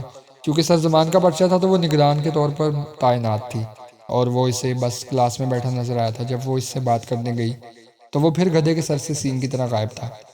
اسے یکدم غصہ چڑھا۔ 1 دفعہ پہلے بھی اس نے ایسے ہی کیا تھا، جب اس نے حازم کو اپنی شادی کے بارے میں نادر خیالات کے بارے میں آگاہ کیا تھا، اور اس کے بعد جو طوفان اٹھا تھا وہ تو الگ ہی بات تھی۔ وہ ایسے ہی کسی دوسرے طوفان سے ڈرتی تھی، اسی لیے اس نے واپسی پر خالہ کے گھر چکر لگانے کا سوچا تھا۔ گھر میں گھستے ہی کئی یادیں حملہ آور ہوئی تھی، اور ایک بھولی بسری مسکراہٹ اس کے لبوں پر آ گئی تھی۔ وہ ملازمہ کی میت میں اندر داخل ہوئی تھی۔ سامنے ہی آمنہ جینز کے اوپر ٹاپ پہنے لاؤنج میں جھولے پر بیٹھی تھی، ساتھ ہی حوریہ صوفے پر، اور حازم نیچے کشن پر بیٹھا ٹی وی پر چلتی مووی دیکھنے پر مگن تھا۔ شاید ان کزنز کا مووی ٹائم چل رہا تھا۔ سب سے پہلے حوریہ کی اس پر نظر پڑی تھی، اور وہ اچھل کر اپنی جگہ سے اٹھ کھڑی ہوئی تھی۔ چیختی ہوئی اس کے گلے آ کر لگی تھی، اور اس نے حوریہ کو تھام کر خود کو اور اسے سنبھالا تھا، ورنہ وہ اپنے جوش میں یسریٰ کو لے کر زمین بوس ہو جاتی۔ اس کے ہاتھ میں کچھ بھی نہیں تھا، اس نے سب چیزیں گاڑی میں ہی چھوڑ دی تھی۔ وہ حازم سے 2 ٹوک بات کرنے آئی تھی، مگر اب اسے یہ باتیں بے معنی لگ رہی تھی۔ حوریہ کے چیخنے پر پیچھے سے آمنہ اور حازم بھی متوجہ ہوئے تھے۔ آمنہ کے چہرے پر خوشگوار مسکراہٹ تھی، اور حازم جو کہ گھر کی ٹی شرٹ اور شارٹس پہنے تھا، حیرت کے مارے اپنے جگہ پر جم سا گیا تھا۔ وہ اب ان کے گھر کیوں آئی تھی؟ جبکہ اس کے حلیے پر ایک تنقیدی نگاہ ڈال کر وہ آمنہ کی جانب متوجہ ہوئی تھی۔ آمنہ اس سے کہہ رہی تھی کہ وہ کافی عرصے بعد مل رہے ہیں، اور اس نے خوش اخلاقی سے اسے گزشتہ عرصے کی مصروفیات بتائی تھیں۔ ان تینوں کو وہیں چھوڑ کر حازم اپنے کمرے کی جانب گیا تھا۔ ڈھنگ کے کپڑے پہنتے وہ واپس آیا تھا، جب اس کی نظر تھکی تھکی سی یسریٰ پر پڑی۔ وہ یونہی سے نکلے بال کان کے پیچھے اڑس رہی تھی۔ صبح والے ہی شکن و زدہ سبز سوٹ میں ملبوس اس کے چہرے سے تازگی مفقود تھی، اور آمنہ اور حوریہ اس سے باتوں میں مگن تھی، یا یہ کہنا بھی زیادہ بہتر ہوگا کہ وہ دونوں اسے پکار رہی تھی۔ تم کہاں چل دیے؟ اتنے عرصے بعد یسریٰ آئی ہیں؟ آمنہ نے اسے نکسک سا تیار دیکھ کر کہا تھا۔ یسریٰ نے بھی اس کی جانب دیکھا تھا۔ میں نے تم سے ہی بات کرنی تھی حازم۔ یسریٰ کے اس 2 ٹوک سے انداز پر سب نفی میں ہلا گئے۔ اس کا ہاتھ پکڑ کر کھڑا کرتا وہ ان دونوں سے کہہ رہا تھا، یسریٰ میرے ساتھ گھر جا رہی ہیں، تم لوگوں کے ساتھ سیشن وہ پھر کبھی لگا لے گی، ابھی وہ تھکی ہوئی ہے، سیدھا یونیورسٹی سے آ رہی ہے۔ اس کے سب سمجھ جانے پر یسریٰ نے بے یقینی سے حازم کو دیکھا تھا، جبکہ آمنہ اور حوریہ نے شرارتی نظروں سے ایک دوسرے کو دیکھا تھا۔ یسریٰ نے غیر آرامدہ ہوتے ہوئے اپنا ہاتھ اس کے ہاتھ سے چھڑا کر باہر کی جانب قدم بڑھائے تھے۔ ان دونوں سے اسے معلوم ہو چکا تھا کہ انزلہ گھر پر نہیں ہے، اور ان کا انتظار کرنے کا کوئی فائدہ بھی نہیں تھا۔ اس کی آنکھوں میں نمی تیزی سے جمع ہو رہی تھی۔ حازم اس کے لیے مشکلات کھڑی کرتا جا رہا تھا۔ اس سے دور جانا بہت مشکل ہو گیا تھا۔ ابھی وہ ڈرائیونگ سیٹ پر بیٹھنے ہی والی تھی کہ اس نے آ کر اسے ہٹایا تھا۔ میں گاڑی چلا رہا ہوں، اور وہ سکون سے جا کر دوسری جانب بیٹھ گئی تھی۔ دوسری طرف حازم کو آج حیرت کے جھٹکے لگ رہے تھے۔ وہ اسے لڑے بغیر، الجھے بغیر اس کی ساری باتیں مان رہی تھی۔ اس کے گاڑی میں بیٹھتے ہی وہ بولی تھی، اچھی لڑکی ہے آمنہ، میں خواہ اس سے چڑھتی تھی۔ ایک سی مسکراہٹ لیے اس نے کہا تھا، جبکہ حازم ہنس دیا۔ تم اس سے چڑھتی نہیں تھی، تم اس سے جلتی تھی۔ اس کے بے تکی ہانکنے پر یسریٰ نے گاڑی سے باہر جھانکنا شروع کر دیا تھا۔ حازم نے بھی اس پر ایک نظر ڈال کر سڑک پر نگاہ جمائی تھی۔ وہ اسے لے کر ایک غیر مصروف شارع پر آ گیا تھا۔ ایک کی طرف گاڑی روکتے اس نے سامنے موجود ڈرنک کارنر سے دونوں کے لیے جوس منگوایا تھا۔ جوس کے گلاس میں موجود برف کو گھونٹتے یسریٰ اب الفاظ جوڑ رہی تھی، جبکہ حازم ارد گرد آتے جاتے لوگوں سے ہو کر ایک نگاہ اس پر بھی ڈال لیتا تھا۔ وہ جسے ہر وقت معلوم ہوتا تھا کہ یسریٰ کے دماغ میں کیا چل رہا ہے اس وقت اس کے اندرونی خلفشار سے ناواقف تھا، اور یہ ناواقفیت اسے جھنجھلانے پر مجبور کر رہی تھی۔ گاڑی کی خاموشی میں اب یسریٰ کی کمزور سی آواز آئی تھی، تمہارے پیپر کیسے ہوئے ہیں؟ وہ کہہ کر اپنے لب دبا گئی، جبکہ حازم نے بیزاری سے اسے دیکھا تھا۔ وہ جانتا تھا، وہ کچھ جانتا ہو یا نہ جانتا ہو، یہ ضرور جانتا تھا کہ اس وقت جو بات یسریٰ نے کرنی ہے وہ ضروری بات پڑھائی کے متعلق ہرگز نہیں ہے۔ اس نے گہرا سانس لیا تھا اور جب بولا تو اس کا لہجہ مضبوط تھا۔ تمہیں مجھ سے بات کرنے سے پہلے اتنا سوچنا کیوں پڑ رہا ہے یسریٰ؟ ایسا کیا غلط ہو گیا ہے ہمارے بیچ کہ ہماری دوستی کہیں کھو گئی؟ یسریٰ نے گلاس سے نظریں اٹھا کر ایک شاکی نگاہ حازم پر ڈالی تھی۔ یہ تم مجھ سے پوچھ رہے ہو؟ تم نے سب خراب کیا ہے حازم۔ اس کے لہجے سے ناراضگی جھلکی تھی اور حازم نے پیچ کھاتے ہوئے اسٹیئرنگ پر ہاتھ مارا تھا۔ کیا غلط کیا ہے میں نے؟ اس کی آواز تھوڑی بلند ہوئی تھی۔ یسریٰ ذرا سہمی تھی، جبکہ وہ ابھی بھی کہہ رہا تھا، صرف اپنے جذبات کا اظہار کیا تھا نا، کہا تھا کہ تمہارے بغیر نہیں رہنا چاہتا، شادی کرنی ہے تم سے۔ اتنی بڑی بات نہیں تھی جتنا ان دونوں خاندانوں نے بنا دی تھی۔ اس کے چہرے کے تاثرات دیکھ کر وہ خاموش ہوا تھا۔ کچھ دیر چہرہ موڑ کر باہر دیکھتا رہا، جب اسے سستیوں کی آواز آئی تھی اس نے سختی سے آنکھیں بند کی۔ اس کی طرف مڑ کر بولا تو اب کے لہجے میں بلا کی نرمی تھی، لیکن تم نے اپنے ساتھ کیا کر لیا؟ تم تو رونے والوں میں سے نہیں تھی، تم تو رونے سے زیادہ رلانے پر یقین رکھتی تھی۔ یسریٰ نے آنسو پہنچ کر اس کو دیکھا، جو اس کی جانب جھکا ہوا تھا اور اس کا چہرہ بہت قریب تھا۔ وہ سانس روک گئی اور اس کے اس انداز پر وہ سر پیچھے پھینک کر ہنس دیا۔ بس باہر سے ہی جھانسی کی رانی بنتی ہو تم، اندر سے چڑیا کا دل ہے تمہارا۔ یسریٰ نے خفگی سے اسے دیکھا جو اب کہہ رہا تھا، جلدی سے بتا دو کیا پریشانی ہے؟ اور اس کے الفاظ پر یسریٰ کو کیا کچھ نہ یاد آیا تھا۔ گہری سانس بھرتے اس نے حازم کو دیکھا تھا۔ میں بس یہ پتہ کرنا چاہتی تھی کہ تم کوئی الٹی سیدھی حرکت تو نہیں کرنے والے؟ حازم کے ناسمجھی سے دیکھنے پر وہ مزید گویا ہوئی۔ پچھلی دفعہ جب تم نے مجھے یوں نظر انداز کیا تھا تب بہت بڑا ہنگامہ ہو گیا تھا، میں نہیں چاہتی کہ پھر ایسی کوئی آفت میری زندگی میں آئے۔ حازم نے دانت بھینچ کر اس کے دھاک کے 3 پات والی بات سنی تھی۔ زیر لب بولا تھا، سیریسلی یسریٰ؟ وہ اب بھی وہیں تھی جہاں 3 سال پہلے کھڑی تھی، اکھڑی اکھڑی، ناراض اور بدگمان۔ حازم کے تاثرات پر توجہ دیے بغیر وہ دوبارہ بولی تھی، جو کہ لمحہ بہ لمحہ سخت ہو رہے تھے۔ سچ کہوں تو اب نہ مجھ میں ہمت ہے نہ میرے بابا میں میری ذات کو مزید تماشا بنتے دیکھنے کی، اس لیے کوشش کر کے اپنے کسی بھی لائحہ عمل سے مجھے دور رکھنا پلیز حازم۔ اس کا انداز آخر میں 2 ٹوک ہو گیا تھا۔ حازم نے سر جھکا کر جھٹکا، اب جو ہوگا تم نہیں روکو گی مجھے، میرے پاس آ کر تم نے مجھے خود ہمت دی ہے، ورنہ میں تو تم سے دور جا رہا تھا نا، تم سے دستبردار ہونے کو تیار بیٹھا تھا، مگر تم نہ ڈھنگ سے جینے دیتی ہو نہ مرنے دیتی ہو۔ اس کے انداز میں الگ بے بسی تھی۔ پہلے بھی تم نے ہی مجھے بلایا تھا اور اب بھی تم ہی چل کر میرے پاس آئی ہو۔ اس کے ان بے لگام الزامات پر یسریٰ کی آنکھیں اپنی اینے کے شیشے جیسی ہی ہو گئی تھیں، بڑی اور مزید گول، جبکہ وہ ابھی بھی اسے ناراض لہجے میں بول رہا تھا، اور پھر سارا الزام بھی مجھ پر دھر دیتی ہو، اور میں اپنی محبت کے ہاتھوں مجبور ہو کر ان سارے الزامات کو اپنے سر لے بھی لیتا ہوں۔ پہلی مرتبہ اس کے منہ سے یسریٰ نے یوں محبت کا اظہار سنا تھا۔ اس کا دل بے اختیار دھڑکا تھا، مگر اس کے الفاظ کی ترشی نے اسے ہونک کر دیا تھا۔ اس کا ہونک چہرہ دیکھتے ہوئے بھی اس کے الفاظ کی بے رخی قطع نہیں ہوئی تھی، لیکن اب بس یسریٰ بیوی اپنے کیے کی سزا اب خود بھگتنے کو تیار ہو جائیں۔ آئیں آپ کو گھر چھوڑ دیتا ہوں۔ اس کی بے رحمی سے کی گئی ان تمام باتوں پر اس کی پلکیں پھر سے بھیگی تھی۔ وہ کس چیز کی جانب اشارہ کر رہا تھا؟ کیا وہ اس سے بیزار ہو گیا ہے یا وہ اس سے دستبردار ہو رہا ہے؟ گھر کے اندر گاڑی کھڑی کر کے وہ کوئی بھی دوسری بات کیے باہر کی جانب بڑھا تھا، جب وہ اس پیچھے سے پکار گئی، تم کیسے جاؤ گے؟ حازم نے مڑ کر اسے اوپر سے نیچے تک دیکھا تھا۔ آج کچھ تو الگ تھا اس کے انداز میں۔ امان کو میسج کر دیا، وہ باہر ہی کھڑا ہے، اور اب یہ آخری بار ہے جو میں تمہیں کسی بھی قسم کی وضاحت دے رہا ہوں یسریٰ۔ یسریٰ نے نم آنکھوں سے اسے جاتے دیکھا تھا۔ اتوار کو حوریہ اس سے ملنے آ گئی تھی۔ ان 3 سالوں میں اس نے حوریہ کو شاید حازم سے بھی زیادہ یاد کیا تھا۔ وہ اس کی دوست تھی۔ یسریٰ حازم کے بعد حوریہ کے سامنے اپنا دل کھول کر رکھ دیا کرتی تھی۔ حوریہ نے بھی اپنی آپا کے بغیر یہ سال بہت مشکل سے کاٹے تھے، مگر اپنے بھائی کی شکل دیکھ کر اسے آپا پر غصہ آتا تھا۔ اس دن حوریہ کو دیکھتے ہی جیسے وہ غصہ اور وہ سال کہیں غائب ہو گئے تھے، اور وہ یسریٰ کے لیے وہی چھوٹی سی بچی بن گئی تھی جسے اس نے اپنے ہاتھوں میں کھلایا تھا۔ اس وقت وہ دونوں یسریٰ کے کمرے میں بیٹھی پیزا سے انصاف کر رہی تھی جو اس نے ابھی کچھ دیر پہلے آرڈر کیا تھا۔ حوریہ اس سے اپنے کالج کی باتیں کر رہی تھی اور یسریٰ اس کی باتیں مکمل توجہ سے سن رہی تھی۔ حازم کی کئی باتوں کا اثر اب زائل ہونے لگا تھا۔ حوریہ کے ساتھ اس کا وقت اچھا کٹ رہا تھا۔ حوریہ نے اسے اعظم کی حالت بتائی تھی اور اس نے اپنے دل میں نئے سرے سے درد اٹھتے محسوس کیا تھا۔ اس کے وہم و گمان میں بھی نہیں تھا کہ حازم اس قسم کا روک لگا سکتا ہے۔ اب اس کی کئی ساری باتیں اسے محض ڈرامہ لگ رہی تھی۔ پچھلے 3 سال جو اس کی حالت رہی ہے وہ اس سے کبھی چاہ کر بھی دستبردار نہیں ہو سکتا، یہ سوچ کر ہی اس کے دل کو کچھ تسلی ہوئی تھی۔ حوریہ کو لینے وہ خود چلا آیا تھا مگر یسریٰ کو مستقل نظر انداز کر رہا تھا، جبکہ یسریٰ کا رویہ بھی کچھ خاص تسلی بخش نہیں تھا۔ کچھ دیر قاسم صاحب کے پاس بیٹھ کر وہ جانے لگا تھا جب یسریٰ ان دونوں کو چھوڑنے باہر آئی تھی۔ خفا خفا سا حازم اسے بہت اپنا سا لگا تھا۔ اپنی اسائنمنٹ اب کی بار خود بنانا حازم، اب بھی میری چھاپ کر دی تو 0 لگاؤں گی سیشنل میں۔ کوئی بات نہ کرتے دیکھ کر یسریٰ نے خاصے رعب سے کہا تھا۔ حازم کے گلے میں ایک گلٹی ڈوب کر ابھری تھی۔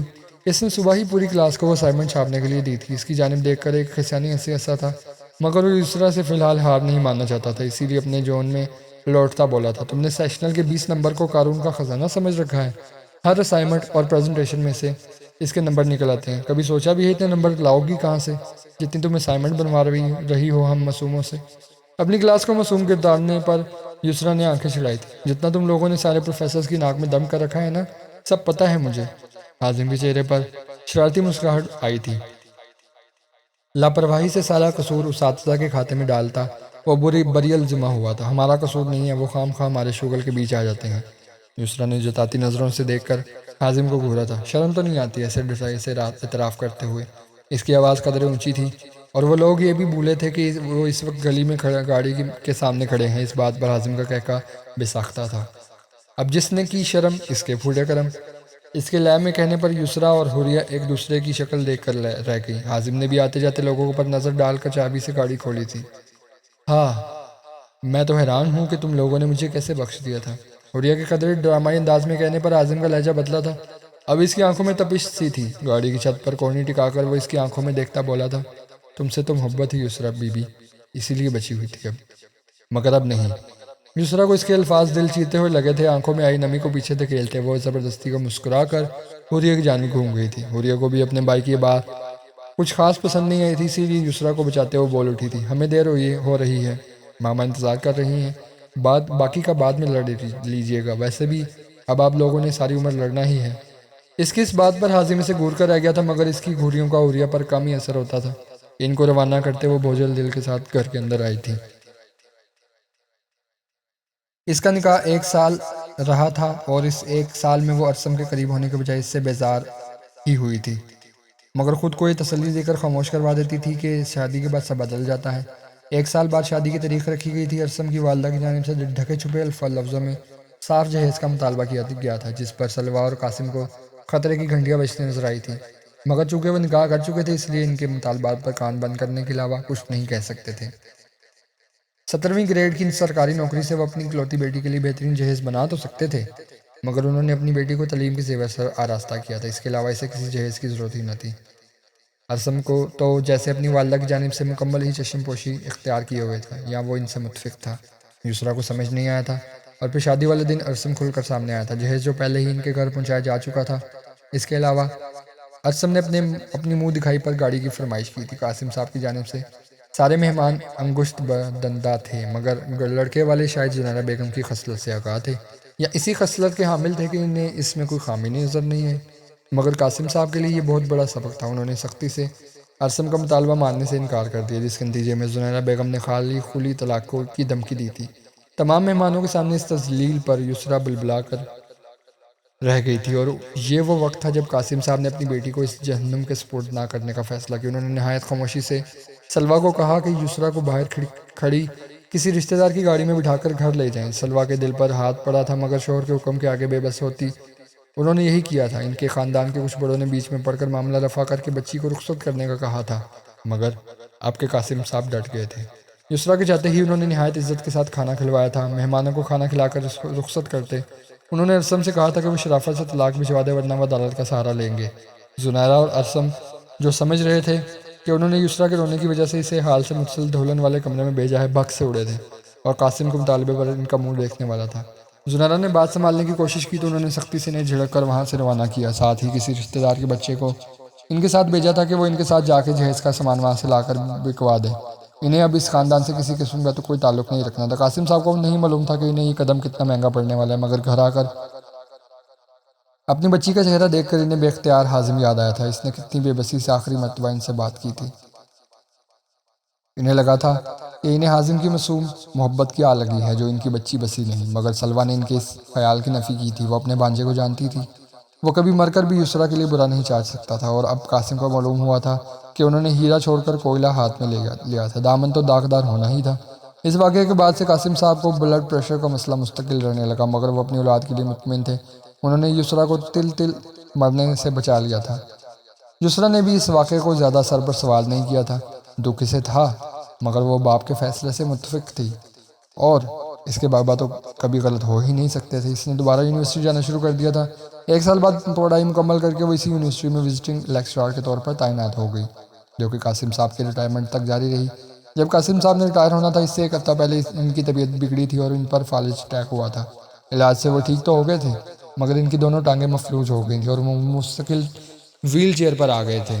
یسریٰ کو اپنی خالہ اور ان کے خاندان سے یہی شکوہ تھا کہ وہ اس تمام عرصے میں ان کی خبر گیری کے لیے نہیں آئے، مگر وہ نہیں جانتی تھی کہ سلویٰ نے انہیں کچھ بتایا ہی نہیں، صرف یسریٰ کا رشتہ ختم ہونے کا سرسری انداز میں بتایا تھا، اور یہ بات انزلہ خود اپنے گھر والوں سے چھپا گئی تھی، کیونکہ اس طرح حازم کو نئی امید ملتی اور وہ امید ٹوٹنے پر وہ دوبارہ بکھر جاتا۔ 1 ماہ بعد اس کی طلاق ہو گئی تھی اور وہ بالکل آزاد تھی۔ اب سمجھ کی ماں نے کتنی ہی منتیں کی تھی یہ رشتہ بچانے کی، مگر قاسم صاحب اڑ گئے تھے، اور انہوں نے فیصلہ کیا تھا کہ اب وہ وہیں یسریٰ کی شادی کریں گے جو ان سے جہیز نہ لے۔ ملتان واپس آنے پر یسریٰ نے اپنی پرانی یونیورسٹی میں ہی جاب کو ترجیح دی تھی، کیونکہ وہ اپنے پرانے اساتذہ سے رابطے میں تھی، اور یہاں حازم کو دیکھ کر اسے نئے سرے سے اپنے تمام دکھ یاد آئے تھے، کیونکہ بچپن سے وہ واحد انسان تھا جس سے یسریٰ اپنے دل کی ہر بات بلا جھجک کہہ جاتی تھی، اور اب وہ شخصی سے صدیوں کے فاصلے پر رکھتا تھا۔ اپنی گزشتہ زندگی پر ایک نظر ڈال کر اس نے آنکھیں موند دی تھی۔ وہ جانتی تھی کہ وہ ہمیشہ سے اس کے لیے اہم تھا، مگر اب اس کا یہ بے رخی بھرا رویہ جس نئی اذیت میں یسریٰ کو مبتلا کر گیا تھا، اتنی اذیت تو اسے اپنی طلاق کے وقت بھی نہیں ہوئی تھی۔ وہ طلاق تو ایک ناپسندیدہ شخص سے نجات کا ذریعہ تھی۔ اپنی زندگی پر ایک نظر ڈال کر اس نے آنکھیں موند دی تھی۔ وہ جانتی تھی کہ وہ ہمیشہ سے اس کے لیے اہم تھا، مگر اب اس کا یہ بے رخی بھرا رویہ جس نئی اذیت میں یسریٰ کو مبتلا کر گیا تھا، اتنی اذیت تو اسے اپنی طلاق کے وقت بھی نہیں ہوئی تھی۔ وہ طلاق تو ایک ناپسندیدہ شخص سے نجات کا ذریعہ تھی۔ اس نے کہا تھا اسے محبت تھی، تو کیا وہ محبت اب ماضی بن چکی تھی؟ وہ اسے کیسے بتائے گی کہ جس محبت کو حازم ماضی کے سپرد کر چکا، وہ تو ابھی اس راہ پر آئی ہے۔ کل سے دوبارہ کلاسز شروع ہونے والی تھی، تب تک اسے لازماً اپنے آپ کو سنبھالنا تھا۔ وہ اب اس کھوئی ہوئی محبت کا روگ نہیں پال سکتی تھی، اس کے پاس وقت ہی نہیں تھا۔ اسے کلاس میں آنے میں آج دیر ہو گئی تھی۔ وجہ ولی تھا، جس کا آج یونیورسٹی میں پہلا دن تھا۔ وہ اپنا ایک سافٹ ویئر ہاؤس چلا رہا تھا اور 1 مہینہ کسی پروفیسر کی جگہ عبوری طور پر آیا تھا۔ اس کی اور سارا کی 6 مہینے بعد شادی تھی، اور یہ سن کر یسریٰ کو بہت خوشی ہوئی تھی۔ وہ کلاس میں آئی تو حازم ہمیشہ کی طرح بالکل آخری نشست پر بیٹھا تھا، اور اس کی آنکھوں سے شرارے نکل رہے تھے۔ اس کو اپنا وہم سمجھ کر یسریٰ نے آج کے لیکچر پر دھیان دیا تھا۔ وقت کی قلت کے باعث اس نے نیا پڑھانے کے بجائے کلاس سے پرانا کچھ سننے کا مطالبہ کیا تھا۔ پوری کلاس نے بہت شور مچایا تھا، مگر وہ اپنی بات سے ٹس سے مس نہ ہوئی، اور سرپرائز ٹیسٹ لے کر اس نے انہیں اس کے مارکس سیشنل میں شامل کرنے کا کہا تھا۔ حالانکہ امتحانات کے بعد پہلی کلاس تھی اور آدھے بچے چھٹی پر تھے۔ وہ ابھی کلاس سے نکلنے ہی والی تھی کہ حازم کی آواز پر اسے رکنا پڑا۔ میم، میں نے سنا ہے آپ کی شادی ہو رہی ہے۔ پوری کلاس کے سامنے یہ موضوع چھیڑنے پر یسریٰ کے ہاتھوں اس کا قتل واجب ہونا طے تھا، مگر اس نے قدرے سخت لہجے میں جواب دیا تھا، میرا نہیں خیال کہ اس قسم کا ذاتی سوال آپ کو بھرے مجمع میں پوچھنا چاہیے حازم مہتاب۔ مگر حازم پر اثر ہو جاتا تو کیا ہی بات تھی۔ نہیں، میں تو اس لیے پوچھ رہا تھا، آپ ہمیں اپنی شادی میں بلائیں گی؟ اس نے جیسے پوری کلاس کی ترجمانی کی تھی۔ وہ بس یسریٰ کے غصے کو ہوا دینا چاہ رہا تھا۔ ابھی آتے ہوئے اسے ولید کے ساتھ بات کرتے دیکھ کر جو جلن کا احساس ہوا تھا، اس کے بعد تھوڑا تنگ کرنا تو اس کا بھی بنتا تھا، مگر اس کے اگلے جواب پر وہ پوری کلاس کی نظروں کی زد میں آیا تھا۔ آپ میری خالہ کے بیٹے ہیں حازم، کوئی آئے یا نہ آئے، آپ ضرور آئیے گا شادی میں جب بھی ہوگی۔ ساری کلاس کے یوں دیکھنے پر وہ کھسیا گیا تھا، جبکہ کھسیا تو وہ بھی گئے تھے جنہیں نہیں پتا تھا کہ وہ دونوں کزنز ہیں، اور وہ بہت دھڑلے سے یسریٰ کو حازم کے سامنے چڑیل کہہ جاتے تھے۔ حازم نے اس اثر کو زائل کرنے کے لیے شرارتی انداز میں کہا تھا، میم میری فکر نہ کریں، میرے بغیر تو آپ کی شادی ہو ہی نہیں سکتی۔ اور اس کی اس بات سے زیادہ حازم کی آنکھوں کے تاثرات نے یسریٰ کو جھیمنے پر مجبور کیا تھا۔ وہ کانوں تک لال ہوئی تھی۔ اس کو اس الجھن سے فائقہ کی آواز نے نکالا تھا، میم آپ کی شادی کس سے ہو رہی ہے؟ اس نے ایک کٹیلی نظر حازم پر ڈالی تھی۔ فائقہ جب مجھے کوئی مل جائے گا اس لائق کہ اسے شادی کی جا سکے تو سب سے پہلا کارڈ آپ کو بھیجوں گی۔ قدرے تل ملاتے انداز میں اس نے فائقہ کو جواب دیا تھا، اس سے پہلے کہ کوئی اور بات ہوتی۔ وہ قدرے روکھے لہجے میں بولی تھی، میرا نہیں خیال کہ میری شادی سے آپ میں سے کسی کا بھی کوئی تعلق ہے۔ کن اکھیوں سے حازم کو دیکھا تھا، چہرے پر ہنوز محفوظ مسکراہٹ لیے تھا، اور آئندہ کلاس میں پڑھائی کے علاوہ کوئی اور بات زیر بحث نہیں لائی جائے گی۔ ساری کلاس نے کچھ شرمندگی اور ناگواری سے اسے دیکھا تھا۔ ان کے دیے گئے لقب پر پورا اترتی تھی وہ، اور اب وہ اپنی چیزیں سمیٹتی وہاں سے نکلتی جا رہی تھی۔ پیچھے پوری کلاس نے حازم کو پکڑ کر اس کی کلاس لی تھی کہ اس نے اتنی بڑی بات چھپائی۔ وہ ان سب سے بچتا بچاتا کلاس سے نکلا تھا، اسے یسریٰ سے بات کرنی تھی۔ سر زمان کو کلاس میں جاتے دیکھ کر اس نے سکھ کا سانس لیا اور ان کے کیبن کی جانب بڑھا تھا، جہاں یسریٰ کا پائے جانا یقینی تھا۔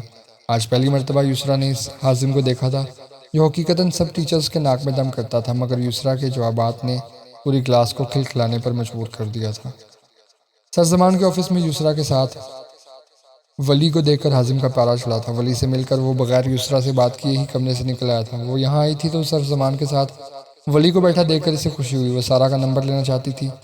گزرے سالوں میں کسی بھی کلاس فیلو سے اس کا کوئی رابطہ نہیں تھا۔ سر زمان اپنا لیکچر لینے گئے ہی تھے کہ وہ دستک دے کر اندر آیا تھا۔ ولی کو اپنے ڈیفینس کی صورت بیٹھا دیکھ کر ایک انجانی مسکراہٹ نے یسریٰ کے لبوں کا احاطہ کیا تھا، اور اس مسکراہٹ نے حازم کا دل جلایا تھا۔ اس لڑکے نے ابھی تک تمہارا پیچھا نہیں چھوڑا؟ اس کے جاتے ہی ولی نے محفوظ انداز میں اسے چھیڑا تھا، اور یسریٰ جھیم گئی تھی۔ ایسی کوئی بات نہیں ہے، اسے کام تھا شاید کوئی۔ ولی اس کے چھینکنے پر ہنس دیا، تم بتانا نہیں چاہتی، وہ الگ بات ہے، مگر سچ کہہ رہا ہوں، جیسے ہی مجھے دیکھ کر گیا، دعا کرو تمہاری دوست وقت سے پہلے بیوہ نہ ہو جائے۔ اپنے سامنے لیپ ٹاپ کھولتے ہوئے یسریٰ نے انجانے میں ہی اس کی طرفداری کی تھی۔ بکواس نہیں کرو ولی، اب اتنا بھی خوخوار نہیں ہے وہ۔ جبکہ ولی اب بھی ہنس دیا تھا، اسے یسریٰ کا رد عمل مزہ دے رہا تھا۔ ویسے ایک بات ہے، تمہارے نام کا مطلب آسانی ہے، اور بس تمہارے نام کا ہی مطلب آسانی ہے۔ اس کا لہجہ جتاتا ہوا تھا۔ یسریٰ نے ناسمجھی سے اسے دیکھا، ورنہ تم بہت مشکل لڑکی ہو، اور تم نے اس بیچارے کو بہت مشکل میں ڈال رکھا ہے۔ اس کے زور دینے پر یسریٰ اب اپنا کہکا نہیں روک پائی تھی، اور اسی وقت حازم پھر سے داخل ہوا تھا۔ ان کو دیکھ کر اس کا انداز سپاٹ ہوا تھا۔ ولی اور یسریٰ نے چونک کر اسے دیکھا تھا، جو بظاہر تو پرسکون تھا، مگر اس کے اطوار اس کی جھنجھلاہٹ ظاہر کر رہے تھے۔ سر آپ کو ڈین سر ڈھونڈ رہے ہیں، اور میم مجھے پریزنٹیشن بنانے میں آپ کی مدد چاہیے، آپ میرے ساتھ لائبریری چلیں گی؟ ولید سے سپاٹ لہجے میں کہہ کر وہ یسریٰ سے مخاطب ہوا تھا۔ یسریٰ نے نفی میں سر ہلا کر اپنا لیپ ٹاپ اور کچھ پیپرز حازم کو پکڑائے تھے۔ میری گاڑی سروس کے لیے جائے گی، یہ سب اپنی گاڑی میں رکھنا، میں 10 منٹ میں آ رہی ہوں۔ اس کے آج کے سارے لیکچرز ختم ہو چکے تھے، اور حازم کا بھی کوئی ارادہ نہیں تھا پڑھنے کا۔ اب وہ گھر جا سکتے تھے۔ ولی پہلے ہی یسریٰ کو محفوظ مسکراہٹ سے نوازتا ان دونوں کو اکیلا چھوڑ کر جا چکا تھا۔ وہ پریزنٹیشن حازم کی بات مکمل ہونے سے پہلے ہی یسریٰ نے اسے ہاتھ کے اشارے سے روکا تھا۔ میرے ساتھ زیادہ نوٹنکی کرنے کی ضرورت نہیں ہے، یہ باتیں اس سے کرو جو تمہیں جانتا نہ ہو۔ جو بات ہے گاڑی میں ہوگی، جاؤ اب یہاں سے۔ قدرے روکھے لہجے میں کہہ کر وہ باتھ روم کی جانب بڑھی تھی، جبکہ حازم مطمئن مسکراہٹ کے ساتھ وہاں سے نکل آیا تھا۔ بقول یسریٰ کے وہ مطمئن ڈھیٹ انسان تھا، گاڑی میں بیٹھ کر وہ اس کا انتظار کر رہا تھا۔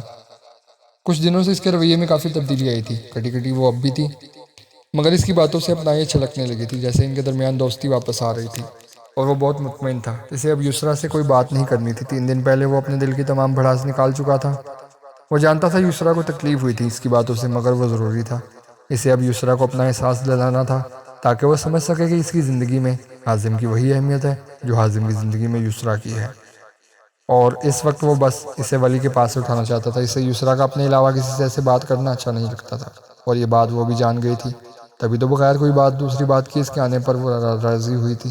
وہ یونیورسٹی سے گھر پہنچی تو خالہ اور خالو کو وہاں پایا تھا، ساتھ میں حوریہ بھی تھی جس کے دانت آج اندر ہی نہ جا رہے تھے۔ اس نے انزلہ کو سلام کر کے مہتاب سے سر پر ہاتھ پھروایا تھا، پھر ماں کے پاس کچن میں جا کر سارا اہتمام کرتے اس نے سلویٰ کو ڈرائنگ روم میں واپس بھیجا تھا۔ دل کی حالت عجیب تھی، ایک طرف حازم کی بے رخی اور دوسری طرف یوں خالہ اور خالو کا آنا۔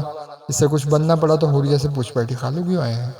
بابا انکل سے معذرت کرنا چاہتے تھے کسی بات پر۔ حوریہ کی گول مول جواب پر وہ سر ہلا کر رہ گئی، اور ان کے جاتے جاتے بھی کوئی قابل گرفت بات نہ ہونے پر وہ مطمئن ہو گئی تھی، مگر کہیں دل کے اندر کسی بے چینی نے سر اٹھایا تھا۔ رات کے کھانے کے بعد بابا نے اسے چائے لے کر اپنے کمرے میں آنے کا کہا تھا۔ سلویٰ جان بوجھ کر ادھر ادھر ہو گئی تھی، کچھ دیر میں قاسم صاحب نے چائے کی چسکی لیتے اپنی بیٹی کا بے چین چہرہ دیکھا تھا۔ تمہاری زندگی جو یوں ہوا میں معلق ہے، اس کا قصوروار میں ہوں یسریٰ، اس کی سزا تم حازم کو نہیں دے سکتی۔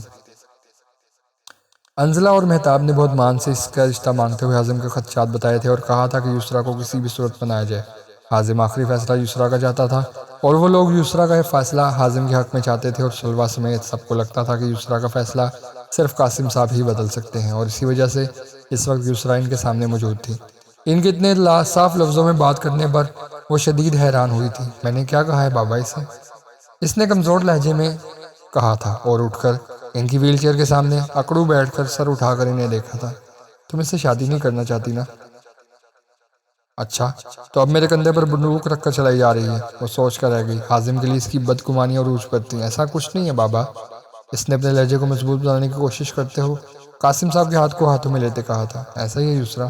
کچھ دیر رک کر انہوں نے وہیں سے چھوڑی۔ تمہاری زندگی کے تمام فیصلے اب تک میں کرتا آیا ہوں، اور مجھے لگتا ہے کہ میں ان تمام فیصلوں میں ناکام ہی رہا ہوں۔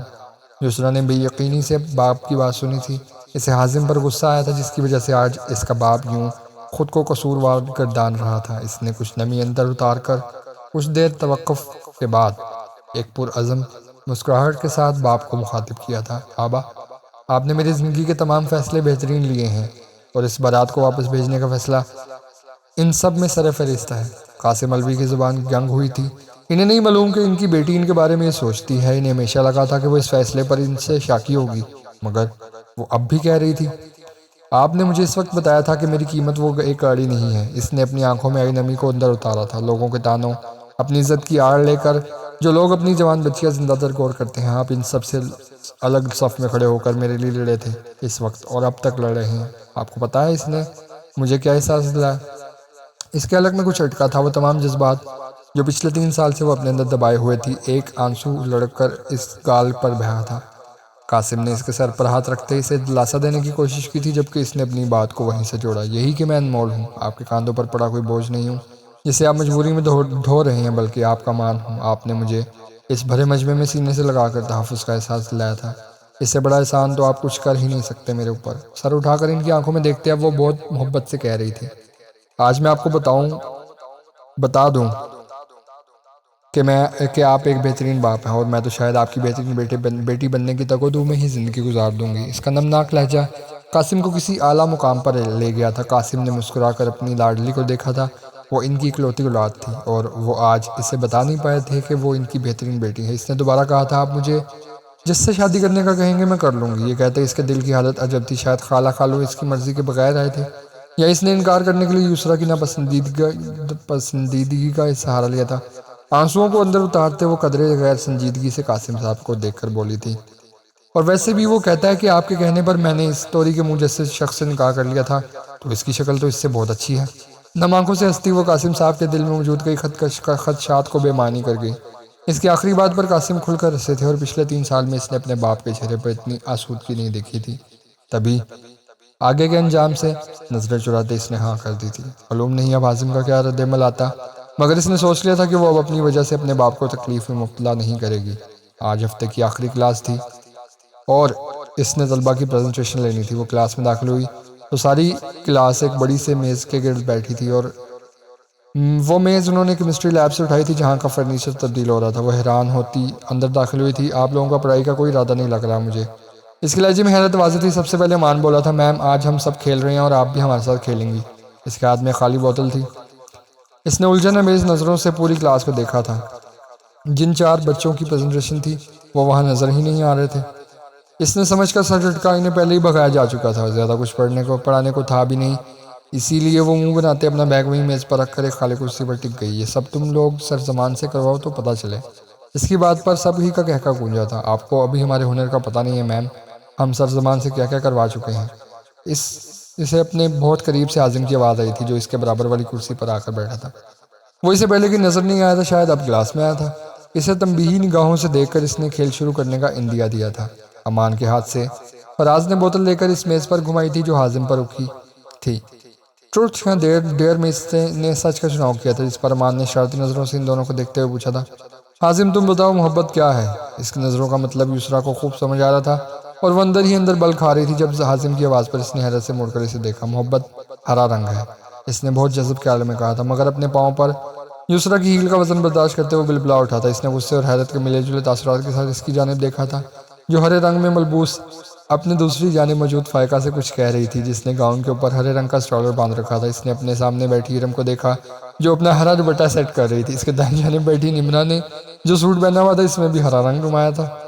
وہ خجل سا ہو گیا۔ آج کم و بیش تمام ہی لڑکیوں کے لباس میں ہرا رنگ چھایا ہوا تھا، جو وہ لوگ آج پہلے سے طے کر کے پہن کر آئے تھے، جبکہ یسرا نے اتفاقاً ہی یہ رنگ پہنا تھا۔ اس کے اس جواب پر ارم نے اس پر لعنت بھیج کر فراز سے بوتل گھمانے کا کہا تھا۔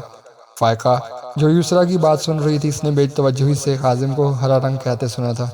پھر ایک نظر تمام لڑکیوں پر ڈال وہ مزاحیہ لہجے میں گویا ہوئی، تم نہ ٹھرکی ہی رہنا ساری زندگی حازم۔ اس کے اس تبصرے پر وہاں موجود سب کا چھت پھاڑ کہکا بلند ہوا تھا۔ یسرا کے ہونٹوں پر بھی مسکراہٹ آئی۔ وہ جانتی تھی اس نے ہرا رنگ کیوں بولا تھا، کیونکہ ہرا رنگ یسرا کا پسندیدہ تھا۔ مگر حازم کی قسمت خراب ہی تھی کہ آج وہ اپنی کلاس کی تمام لڑکیوں کی باتوں کا نشانہ بن گیا تھا۔ اپنی بات کو سنبھالنے کے لیے وہ بے تکا ہانکا تھا، یار تم لوگ اپنے اوپر کیوں لے کر جا رہی ہو؟ میں نے ہرا رنگ محبت کا اس لیے کہا ہے کہ میں ایک محب وطن پاکستانی ہوں، اور مجھے میرے پرچم کا رنگ سب سے زیادہ پسند ہے۔ اس نے دونوں ہاتھ اٹھا کر جیسے اپنی بات پوری کر کے امن کا اشارہ دیا تھا، اور ارم نے اس کی بات پر ہاتھ کی انگلیاں کھولتے بند کرتے بلا بلا بلا کا اشارہ کیا تھا، جبکہ امان نے بوتل اپنے ہاتھ میں لی، مگر وہ حازم نے اچک لی۔ میں گھماؤں گا۔ اور اب کہ بوتل یسرا پر آ کر رکی تھی اور اس سے سوال فائقہ نے پوچھا تھا، میم محبت کا ٹاپک چل رہا ہے تو آپ بتائیں، آپ نے کبھی محبت کی ہے؟ اس کے سوال پر یسرا سٹ پٹائی تھی۔ حازم کی موجودگی میں وہ کبھی اس سوال کا جواب نہیں دے سکتی تھی، مگر اس نے ایک نظر تمام کلاس پر ڈال کر آخر میں حازم کو دیکھا تھا۔ وہ ہمتن گوش تھا، جیسے یسرا کے جواب پر اس کی زندگی ٹکی ہو۔ اس کے چہرے پر مسکراہٹ نے جگہ بنائی۔ میرا نہیں خیال اس دنیا میں کوئی بھی انسان محبت کے بغیر زندہ رہ سکتا ہے۔ اس نے ذرا رک کر ان سب پر ایک نظر ڈالی تھی، پھر اپنی گود میں رکھے ہاتھوں کو دیکھتے ہوئے گویا ہوئی، اللہ تعالیٰ نے انسان کو محبت کی مٹی سے گوندا ہے، تو میرا نہیں خیال کہ کوئی بھی زندگی میں محبت سے بچ سکتا ہے۔ یہ تو بس ترجیحات کی بات ہوتی ہے کہ آپ کس سے کتنی محبت کرتے ہیں۔ اس نے گھما پھرا کر بات کرنے کی کوشش کی تھی، مگر ارم نے اسے پہلے ہی ٹوک دیا۔ نہیں میم، یہ والی محبت نہیں۔ اس کے عجلت میں کہنے پر اب وہ کھل کر مسکرائی تھی، کیونکہ اس کے جواب پر حازم بھی مزہ ہوا تھا، اور یہ بات اس کے چہرے پر رقم تھی اب کہ اس نے حازم کو اس کی پسند کا جواب دیا تھا۔ میرے لیے محبت دوستی ہے، محبت عزت ہے۔ اگر آپ کسی کے دوست ہیں اور ایک دوسرے کی عزت کر سکتے ہیں تو میرے خیال سے آپ کے بیچ محبت کی جگہ بن ہی جاتی ہے۔ یہ الفاظ کہتے اس نے کنکھیوں سے حازم کو دیکھا تھا، جس کے چہرے پر حیران کن تاثرات تھے۔ کلاس کا وقت ختم ہو رہا تھا۔ وہ اپنی جگہ سے اٹھ گئی۔ میں چلتی ہوں، آپ لوگ اپنا کھیل جاری رکھیں۔ کلاس سے نکل کر سرزمان کے آفس تک آتے اسے اپنے فون کی آواز آئی تھی، جہاں حازم کا پیغام جگمگا رہا تھا، بہت مشکل کر رہی ہو میرے لیے، ہو سکتا ہے اب میں اپنی ڈگری پوری ہونے کا بھی انتظار نہ کروں۔ اس کا پیغام پڑھ کر اس نے آج اس لڑکے سے دو ٹوک بات کرنے کی ٹھانی تھی۔ آخر اس لڑکے کے ساتھ مسئلہ کیا ہے؟ اس کی زندگی میں سکون کا کوئی لمحہ آنے بھی دے گا یا نہیں؟ پرسوں انزلہ اور مہتاب کے جانے کے بعد سے اب تک ان کی کوئی بات نہیں ہوئی تھی۔ اسے لگا تھا کہ اس کا اقرار حازم نے تک پہنچا ہی نہیں، مگر یہ میسنا لڑکا اس کی زندگی عذاب بنانے پر تلا تھا۔ کیا پہلے یہ محبت کی دلدل اس کے لیے بہت نہیں تھی؟ وہ الٹے پاؤں ان کی کلاس کی جانب گئی تھی۔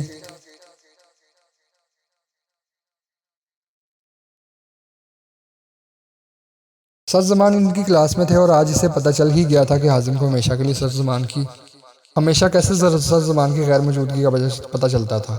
وہ ہمیشہ ان کا لیکچر چھوڑ کر اس سے ملنے آتا تھا۔ وہ اس میز کو کلاس کا حصہ بنانے پر تمام لڑکوں کو ڈانٹ رہے تھے۔ حازم بالکل ان کے برابر میں کھڑا ان کی ڈانٹ بہت ہی دل جمی سے سن رہا تھا۔ یسرا کو اس کی ڈٹائی پر رشک آیا۔ تین لڑکے اب وہ میز اٹھا کر لے جا رہے تھے۔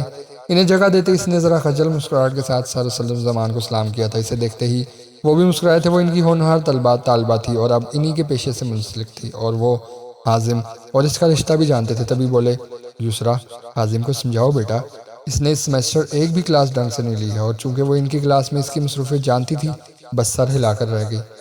سر، حازم کو بھیج دیں، ان کے گھر سے کال آئی ہے، ایمرجنسی۔ اپنے آئیڈیل ٹیچر کے سامنے جھوٹ بولنے پر اس نے ہزار بار خود کو ملامت کی تھی، مگر ابھی اس کی زندگی کا معاملہ تھا۔ کوئی پرابلم ہے یسرا؟ سرزمان کے فکر مندی سے پوچھنے پر وہ زبردست مسکرا دی۔ نتھنگ سیریس سر۔ انہیں مطمئن کر کے وہ باہر آئی تھی، اور چند لمحوں بعد وہ بھی اس کے پیچھے آ گیا تھا۔ ایک نظر اسے دیکھتے وہ آگے چلنے لگی تھی، اور وہ بھی کسی فرما بردار بچے کی طرح سر جھکائے اس کی میت میں آگے بڑھا تھا۔ حازم کی گاڑی کے پاس پہنچ کر اس نے مصنوعی سختی سے اندر بیٹھنے کا کہا تھا۔ یونیورسٹی سے باہر نکلتے ایک جگہ جو گاڑی رکوا کر وہ نیچے اتر آئی تھی۔ قریبی ڈھلان کی صورت آم کا باغ تھا، جہاں کے آم ابھی کیری میں بھی تبدیل نہیں ہوئے تھے۔ اس کا موسم آنے میں بھی وقت تھا، مگر وہ سبزہ آنکھوں کو بھلا لگ رہا تھا، اور وہ تو ویسے بھی سبزے کی دیوانی تھی۔ اس کے گھر کے رستے میں ایسے کئی باغات آتے تھے وہ اس باغ میں اتر گئی۔ شہری ترقی کے باعث اب ملتان میں آم کے باغات میں 50% کمی آئی تھی، مگر اب بھی شہر کے نواحی علاقوں میں کچھ جگہ ایسی تھی جہاں یہ باغات کثرت سے موجود تھے۔ حازم بھی گاڑی کھڑی کرتے اس کے پیچھے وہیں آ گیا تھا۔ مسئلہ کیا ہے تمہارے ساتھ؟ سرد آنکھوں سے اسے گھورتے اس کی آواز میں بلا کی سختی تھی۔ حازم نے خوف زدہ نظر آنے کی کوشش میں 2 قدم پیچھے لیے تھے، مگر اس کی آنکھوں میں شرارت ناچ رہی تھی۔ یسریٰ نے بیزاری سے سر جھٹکا۔ تم سے سنجیدگی کی توقع کرنا ہی فضول ہے۔ اس کا کھویا ہوا غصہ پھر اود آیا تھا۔ آپ کے حازم نے کچھ سنجیدہ ہوتے ہوئے نرم نظروں سے یسریٰ کو دیکھا تھا۔ تمہیں کیا چیز پریشان کر رہی ہے؟ یسریٰ اس کا منہ تک کر رہ گئی۔ یہی حازم تھا جو پچھلے 1 ہفتے سے اسے بے رخی کی مار رہا تھا، اور اب تم کیوں کر رہے ہو یوں میرے ساتھ؟ اس کے انداز سے عجیب بے بسی چھلکی تھی جو حازم کو اندر تک جھنجھوڑ گئی تھی۔ اس نے یسریٰ کے بالکل سامنے کھڑے ہوتے ہوئے اپنے پاؤں کے نیچے موجود گھاس پر نظر ٹکا کر کہا تھا، یہ کوئی ڈکی چھپی بات تو نہیں ہے کہ میں تم سے شادی کرنا چاہتا ہوں، اور اب تو ماما اور بابا بھی قاسم انکل سے بات کر چکے ہیں، سبھی راضی ہیں۔ یسریٰ نے آنکھیں گھمائی تھی۔ اس سے پہلے دن سے ہی یہ بات کھٹک رہی تھی، یہ لڑکا سارے جہاں سے کہہ سکتا ہے سوائے اس کے، اور یہی بات وہ زبان تک لے آئی تھی۔ ہاں، سارے خاندان کو بتا سکتے ہو تم یہ بات سوائے میرے، پورے خاندان کی رضامندی لے سکتے ہو سوائے میرے۔ اس کے بے بسی بھرے غصے پر حازم کو چنبا ہوا تھا، مگر اس کے الفاظ نے ساتھ جیسے ساری گیریں کھول کر رکھ دی۔ اس سارے عرصے میں وہ پہلی بار دل سے مسکرایا تھا، مگر سنجیدگی میں اب بھی کمی نہیں آئی تھی۔ سر اٹھا کر اس کی آنکھوں میں دیکھتے اس نے بہت پیار سے پوچھا تھا، کیا اس بات کا غصہ ہے کہ میں تم سے اظہار محبت نہیں کیا؟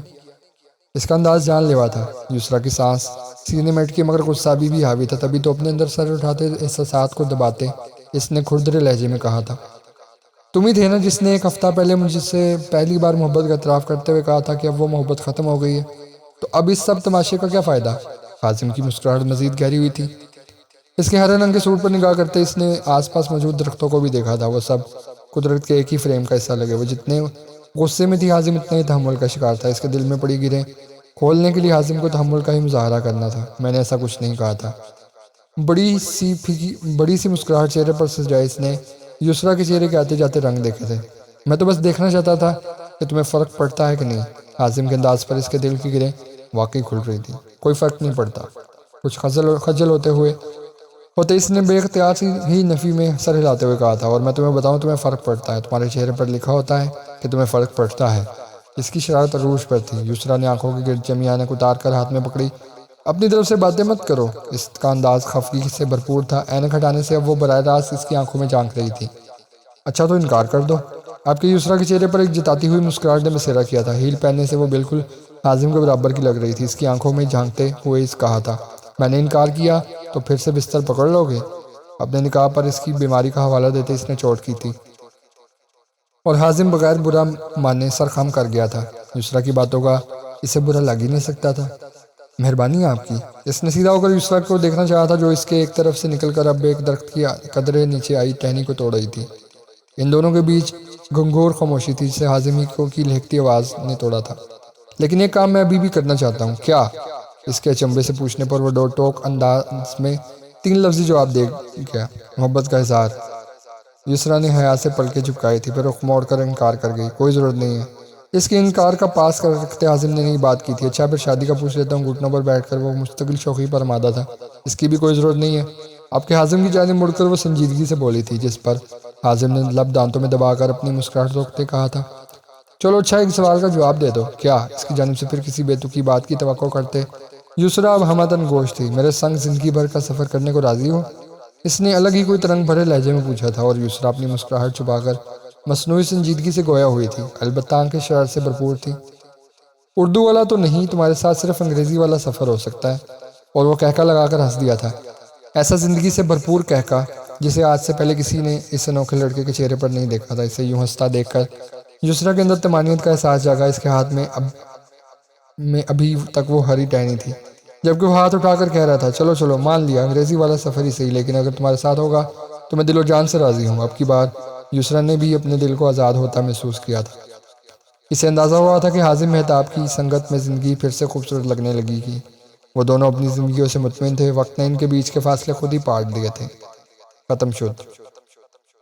تو ریڈرز، یہ ناول بھی اپنے اختتام کو پہنچا۔ امید ہے آپ کو یہ ناول پسند آیا ہوگا۔ مجھے پرسنلی یہ ناول بہت اچھا لگا، تو کمنٹ میں ضرور بتائیے گا کہ آپ کو کیسا لگا ناول، اور جب یہ ویڈیو میں اپلوڈ کروں گا تو آپ ایک بات نوٹ کریں گے کہ میں نے اس ویڈیو کے مڈ سے ایک انداز کو بدلا ہے، اور اب سے اسی انداز میں ویڈیو اپلوڈ ہوا کرے گی، اور وہ انداز یہ ہوگا کہ جو ڈائلاگ ہوں گے اور الفاظ کی ادائیگی اس میں ایموشنز لانے کی کوشش کروں گا۔ اور آپ کمنٹ کر کے بتائیے گا کہ آپ کو یہ انداز کیسا لگا۔ تو امید ہے آپ کو یہ انداز پسند آئے گا۔